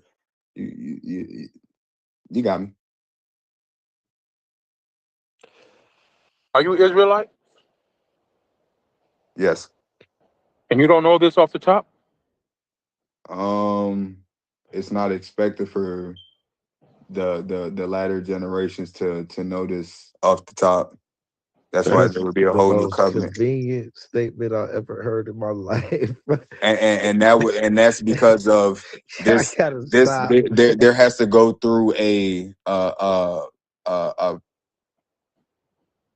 events of these people have to a certain remnant, a small portion of these people will go to the second wilderness. They will gain back their language. They will gain back their you know what I'm saying? And beforehand of the Jesus saving everybody, there's a whole second wilderness that Ezekiel talks about. And things like that. So now let me assist you here. Let me offer some assistance. There's a portion of Exodus 14 where Moses says, he tells the children of Israel, they would never see the same Egyptians again. Verse 13. Okay, yep, so verse 13. But that right there, if we read that carefully, that's saying something that and is not saying something else. And so later on in the passage, it tells them that they're going to see Egypt again. So you have a previous prophecy where it says they would never see the same Egyptians again. But and that was spoken by the Lord, that they would never see the same Egyptians again.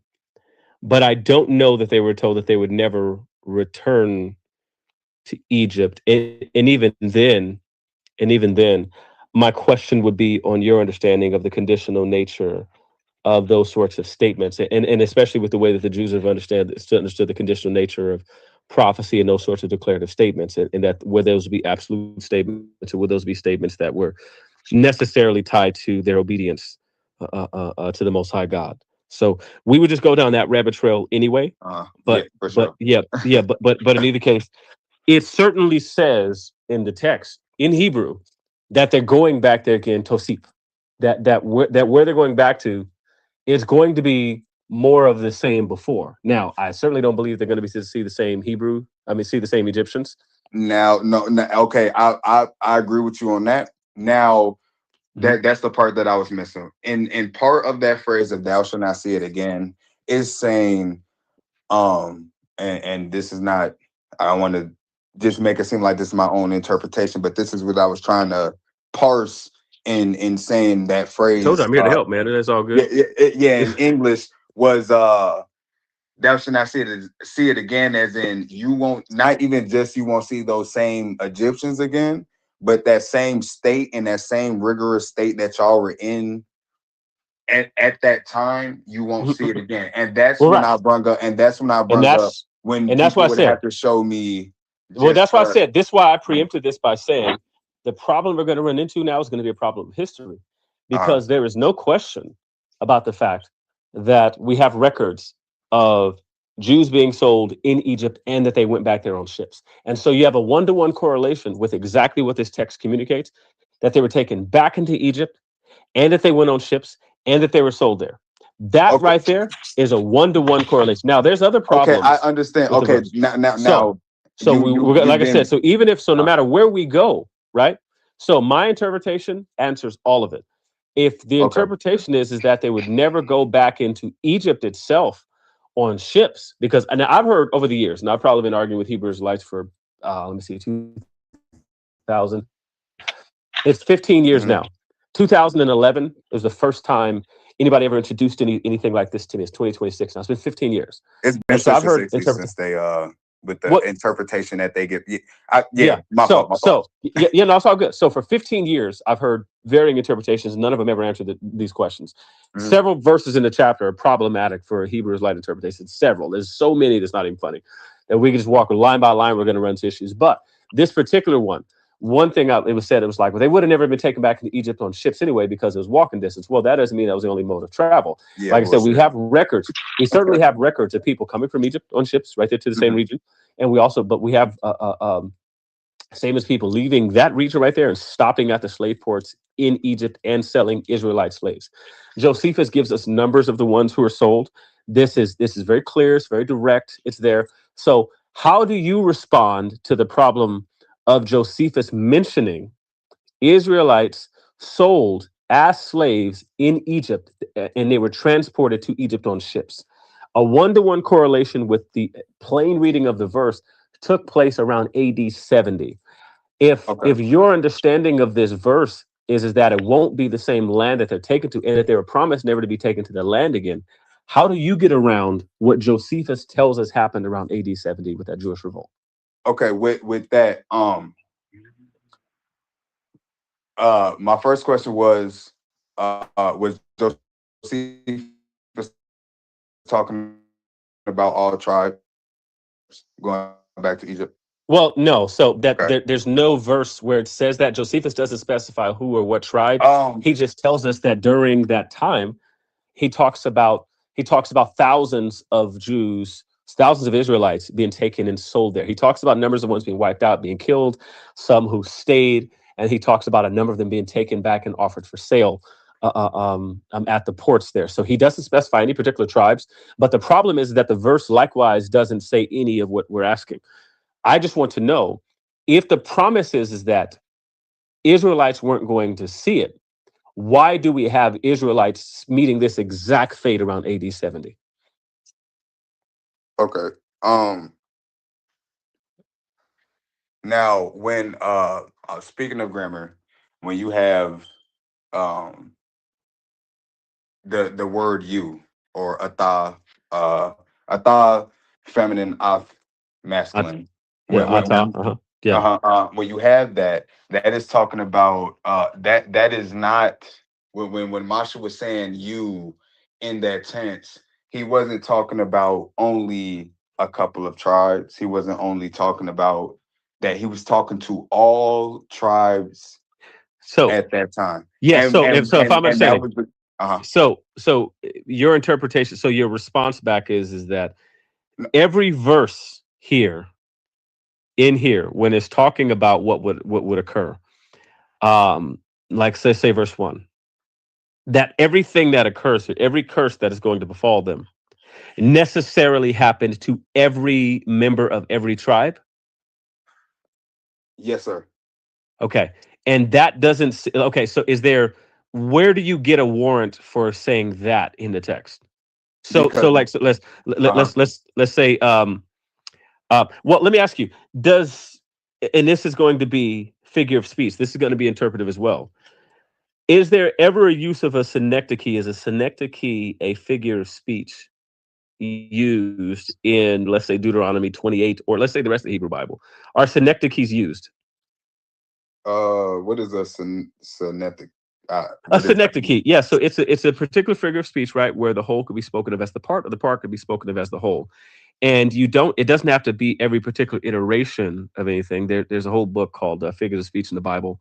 I think the author of that is Harbinger. It's a really dope book. But your interpretation right now seems to exclude a normal way that the Hebrews and everybody else sort of communicated. Like, for example, if I say, y'all niggas jump me, right? And I'm yelling at a crowd of people, that it wouldn't necessitate that I'm talking to every particular individual in the group. I could be speaking of the part as a whole, or the whole as a part. Your interpretation says none of this stuff applies. So, for example, if I say, blessed shall be thy basket and thy store, if I look at verse 5 in the King James version, right? It's using the same sort of language. And so the only way this would be possible if every member of every tribe was blessed and no person was under any curse, no person was ever punished. So whenever any blessing happened, it happened to everyone unequivocally. That right there seems to be absurd to me. And then it says, blessed shall be when thou comest in, and thou shalt be when thou goes out. That means nobody that year was ever cursed for anything. They had never committed any actions where they were ever punished. The Lord shall cause thine enemies that rise up against thee to be smitten before thy face. That means nobody ever died at the hands of an enemy in Israel. They shall come out against thee one way and flee before thee 7 ways. Every particular line that we're reading, and this seems to turn it into an absurdity. These seem to be general statements, right? As opposed to particular iterations. Your reading says that the Lord shall command the blessings upon thee in thy storehouse, and in all that thou settest thine hand to, and he shall bless thee in the land which the Lord thy God shall give thee. This means that whenever there was a blessing, there wasn't a single person who ever had anything bad going on. They never made a bad business deal. Everything that happened to every single particular person. And I don't know that the Jews read it this way. I don't know that we read this stuff in English, or that we communicate this way. It says, and all the people of the earth shall see that thou art called by the name of the Lord, and they shall be afraid of thee. This means that, for example, the people over in the Americas, right? That little Tonto from whatever tribe in Native America, right? Who didn't know anything about these people, was going to see them and be afraid. And so that sort of reading turns the entire passage. Every verse in here that is talking to the nation of Israel as a whole in general, right, has to be true of every particular person, every child, every infant. This would have been true for.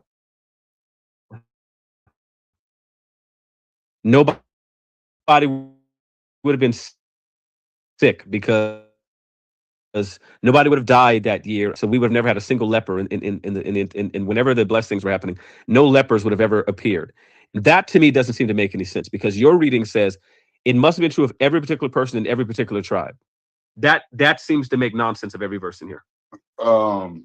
You saying it's making nonsense because of you saying that your reading is that when I'm looking at, let's say, verse 68, when I'm asking why there were Israelites taken and sold here, you're saying unless it was true of every Israelite from every tribe, right? Mm. Then that means this is not applicable to the Israelites. And that doesn't make any sense to me. It seems to me that certain curses would have happened to certain swaths of Israelites over time. Like, for example, we talk about the Kohanim. In AD 70, the Kohanim still remain there. We have census records and data. You can look this on Jewish Virtual Library. There's census data and records. There's data and records from the Babylonians and stuff like that of people who still existed in the land. So we know Jews still live there. There's been a continual presence in the land of Israel going back a few thousand years. And the same is true of pretty much everything. And so, for example, if there is a verse that says, verse 61, and also every sickness and every plague which is not written in the book of this law, then will the Lord bring upon thee until thou be destroyed. That verse 61, means every Israelite would have had to been destroyed. If I apply this, your reading to verse 61, every Israelite would have had to been sick and died, because it says that that's what's going to happen to them. They would have gotten every sickness, every Israelite would have gotten every sickness and every plague until they were destroyed. Now, I would ask you, was there a whole generation that wasn't gonna see things? There was a whole generation mentioned that like a remnant, you mean? No. When I say that, there was because it was. Well, the point is, your way of reading this does not allow for anybody of any person from any tribe to not have experienced the same thing. Because the way you're reading this is that this had to happen to every person in every tribe. That's why you're reading verse 68. You then have to read the rest of the verses like that. So verse 61 means that there will be no Israelites left, because it says also every sickness, every plague, which is not written in the book of this law, them will the Lord bring upon thee. It's using the same pronoun. And it's saying that whatever's going to happen has to happen to everybody, if I'm reading it the way you're reading it. Because this is the way you're getting around verse 68, saying that people are going to be taken back into actual Egypt, by saying if it didn't happen to every member of every tribe, then that's not who this verse applying to. But verse 61 would also have to have every member of every tribe. We should not have any Israelites left if your interpretive rule is true. My reading says that certain things are going to happen to members of the house of Israel, right? Certain things are going to happen to people of different tribes, not everything happening to every person. Your reading says everything has to happen to every person of every tribe. If that's the case, we shouldn't have any Israelites left, because they should have all been destroyed.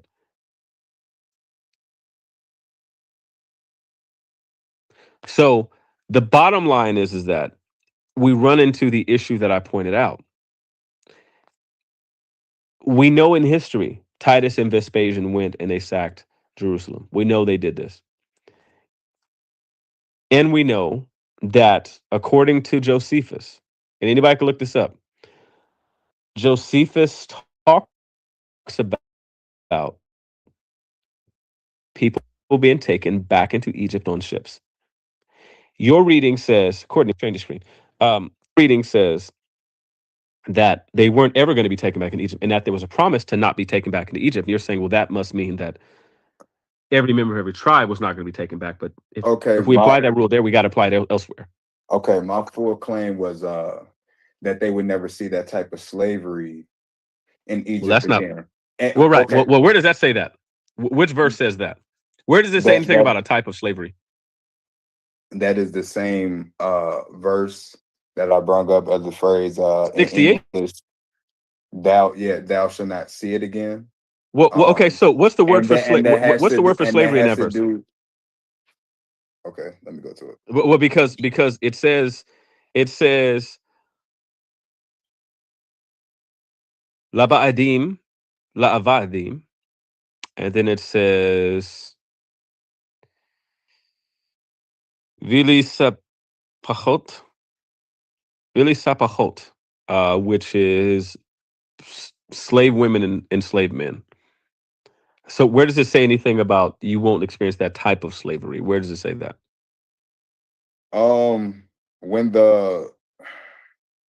That's why I said I had something on it. Right now I cannot answer that. Right now. Okay. Well, I'm I'm not trying to just win by putting you on the spot. You no, you get back to me whenever. Hey, nigga, I'm gonna be honest, nigga. I ain't never been the type of nigga to be like, oh, nigga, no, it's this and no. If I don't have it right now, I don't have the answer for you, my brother. Well, yeah, I appreciate it. And like I said, you can certainly get back to me at a later time. I'm totally okay with that. That's cool. For sure. Like I said, I appreciated you and the level of discussion like that said that we've had. And so, I ain't been trolling or a dick like I usually am. But yeah, no, it's all good. I'm interested in the answer because, like I said, it seems to me, and this is why like scholars have called this event here the unexodus. Because you have an undoing of the sort of things that, like, for example, so you walked across dry land before, you're going to be taken back over there in ships. And so it's undoing certain things that were done. So like where they left a certain way, and they're going to return back another way. And so they left Egypt free before this time they're returning back there as slaves.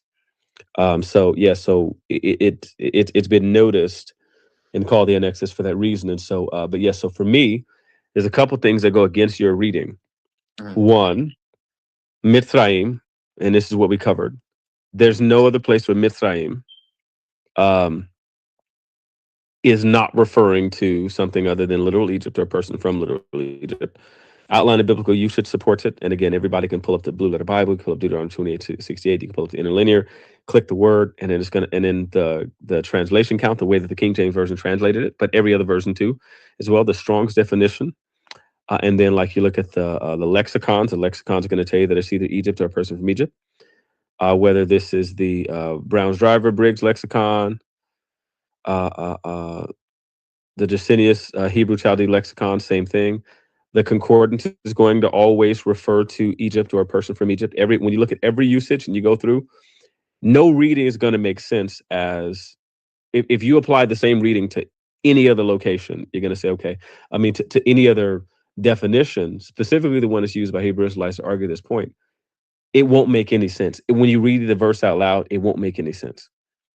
And every expert who's ever translated this particular word, when looking at the Tanakh, the entirety of the Tanakh, they say it's the same thing every time. And so there's a lot of support for the reading of it as Egypt, physical Egypt, the location, or as a person from physical Egypt, the location. And there is no support for a different reading, zero. Not from any expert, not from any Hebrew expert, like at all. There's no support for any other reading. Then the rest of the verse itself supports the same thing. We're talking about them going back there, put ships. And then the fact that the history from like Josephus, when he's recounting the issues and the incidents of the Jewish wars, likewise supports the fact that they went back into Egypt on ships. And so if any counter interpretation is offered, it needs to explain it. And the counter interpretations need to likewise, we need to be able to apply the same rules where it needs to be of every particular person of every particular tribe. That likewise needs to be true of every other curse and stuff that's mentioned. And verse 61 presents a problem for those readings because every Israelite of every tribe would have had to have been full of every plague and every disease and destroyed, killed, wiped out. But we know that none of those are the case. So if we're going to have a different reading of this, that's fine. But can it explain all the same data? And I would submit that we should go with the reading that best explains all of the data, that's truest to the grammar, to the reading, and that best explains the data, historical data and otherwise. Okay, and when I get that counter argument, I will. I'm all for it. I'm gonna present it, and we'll go from there. But right now, I'm all for it. I'm looking forward to it. For sure. Yeah, it's all good. Yeah. Anyway, anything else before I cut and start making dinner? Any man? Again, this has been a very dope conversation, man. I appreciate you for sticking through. You know what I'm saying, and you know what I'm saying, and for bringing a higher level of information than I'm used to. Appreciate that. Only the person who I can say who's done this on y'all side is going to be brother Zakaria Mike. Shout out to Mike. You know what I'm saying? So yeah, I appreciate this level of discussion. Yeah, no problem, bro. Tiff, a question for you. Yes. Are you Benu wants to debate me for your hand? Are you up for that? No. Okay, so you're gonna tell him I already got it and like he got it just about. Wow. Okay, cool. I appreciate that, Tiff. Thank you for we're gonna let Benu know. Probably not finna tag him and tell him that you said no. Like it's all good. We already got it settled. So thank you, Tiff. You're welcome. Tiff, a couple more questions. Tiff, you're not doing anything on mute. What are these questions? First question: are you familiar with Titus and Vespasian sacking Jerusalem? No. Okay. There's a couple passages I want you to read. Historian Barbarian. I think you would do well. And then the last question is, why don't you love me? That's the last question I got. And maybe you could tell us while we streaming live. Tell us. Whoa. Let's figure this out. Whoa. Okay, good. Okay, Hold see that? on, She said she bro. do love me. See, So now- you hear that, brother? All right, cool. So now that he's heard it, cool. Tiff, go ahead and explain. Thank you. I appreciate it. Go ahead and tell him. Tell him about us, Tiff. Tell him. Hashatan. Hashatan. Damn, I'm the adversary, brother. God damn. Hashatan. That's crazy.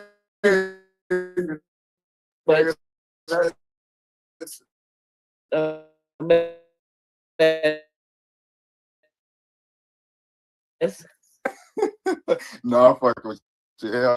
Yeah, but hey, Tiff, thank you for letting everybody know while we live. I appreciate it, man. I've been waiting for this moment for a while. I'm taking my virginity of token back. Yeah, you might as well pull that back, big dog. Yep. She belong to Big Brain. I'm gonna be like Joseph. I'm not going to embarrass you. I'm going to put you away. He's gonna put you away privately. I'm gonna put you away privately, and we're gonna go from there. All right. Hey, question. Hey, man, how tall are you, bro? The doctors say, I'm around 5'7", 5'8". Oh yeah. But I'm around 5'6", 5'7". Oh yeah. I got a foot on you, bro. Yeah. She like BONs, man. She like her a big old nigga, man. So yeah. But look. Hold on, wait. Look, I'm strong. I'm strong with the K. I'm not just strong. I'm strong. I'm strong with the K. Okay. Tiff, why you trying to look? I know my name in here is Jody, but I'm more of a Melvin. All right. We jumping through the crib. We feeling froggy in this. Hey, yo, I almost spit my wine out all over my phone. And we feeling froggy than a motherfucker in this bitch. You hear me? Hey, Tiff, please tell him. I'm gonna leave it at that. But Tiff, please tell him. No, I agree with anything else. Well, Tiff is a polite girl. She don't want to hurt your feelings, but yeah, but she, you know what I'm saying, she already said what it is. But listen, anyway, look, man, I'm finna run, but listen, man, bro, I just want you to know, listen, I rocked you, my nigga. You know what I'm saying? You a cool nigga. You know what I'm saying? Yeah. So appreciate you for the level of discussion. Tiff, he cool, but he ain't me. I just, you know what I'm saying? Like it's still what it is. But yeah, he all right other than that.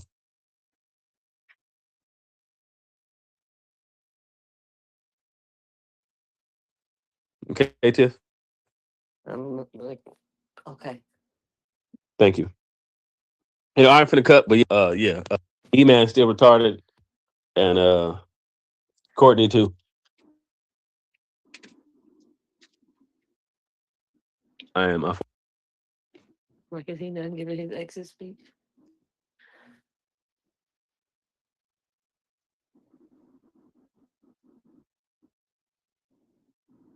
Hello? Everybody just quiet now? Oh, that was a hell of a welcome. Waiting on you to leave, Tiff, and then we're all gonna start talking.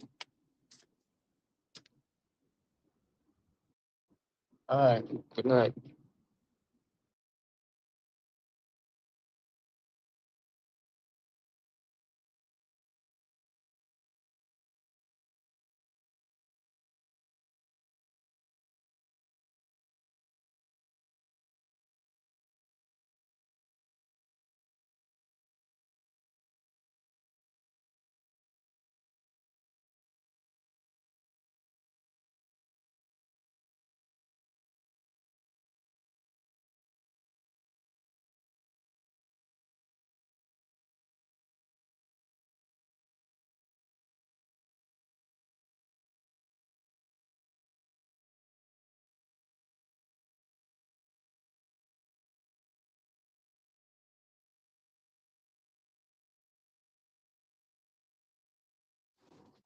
Damn.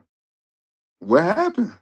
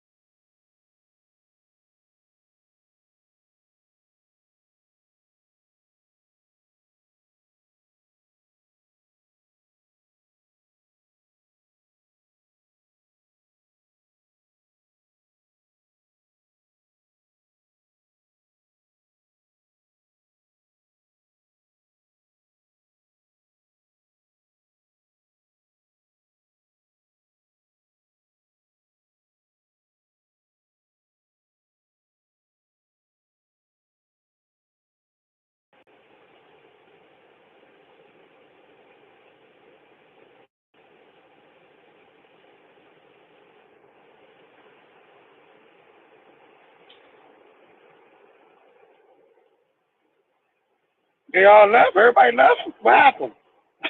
What the fuck happened? Damn.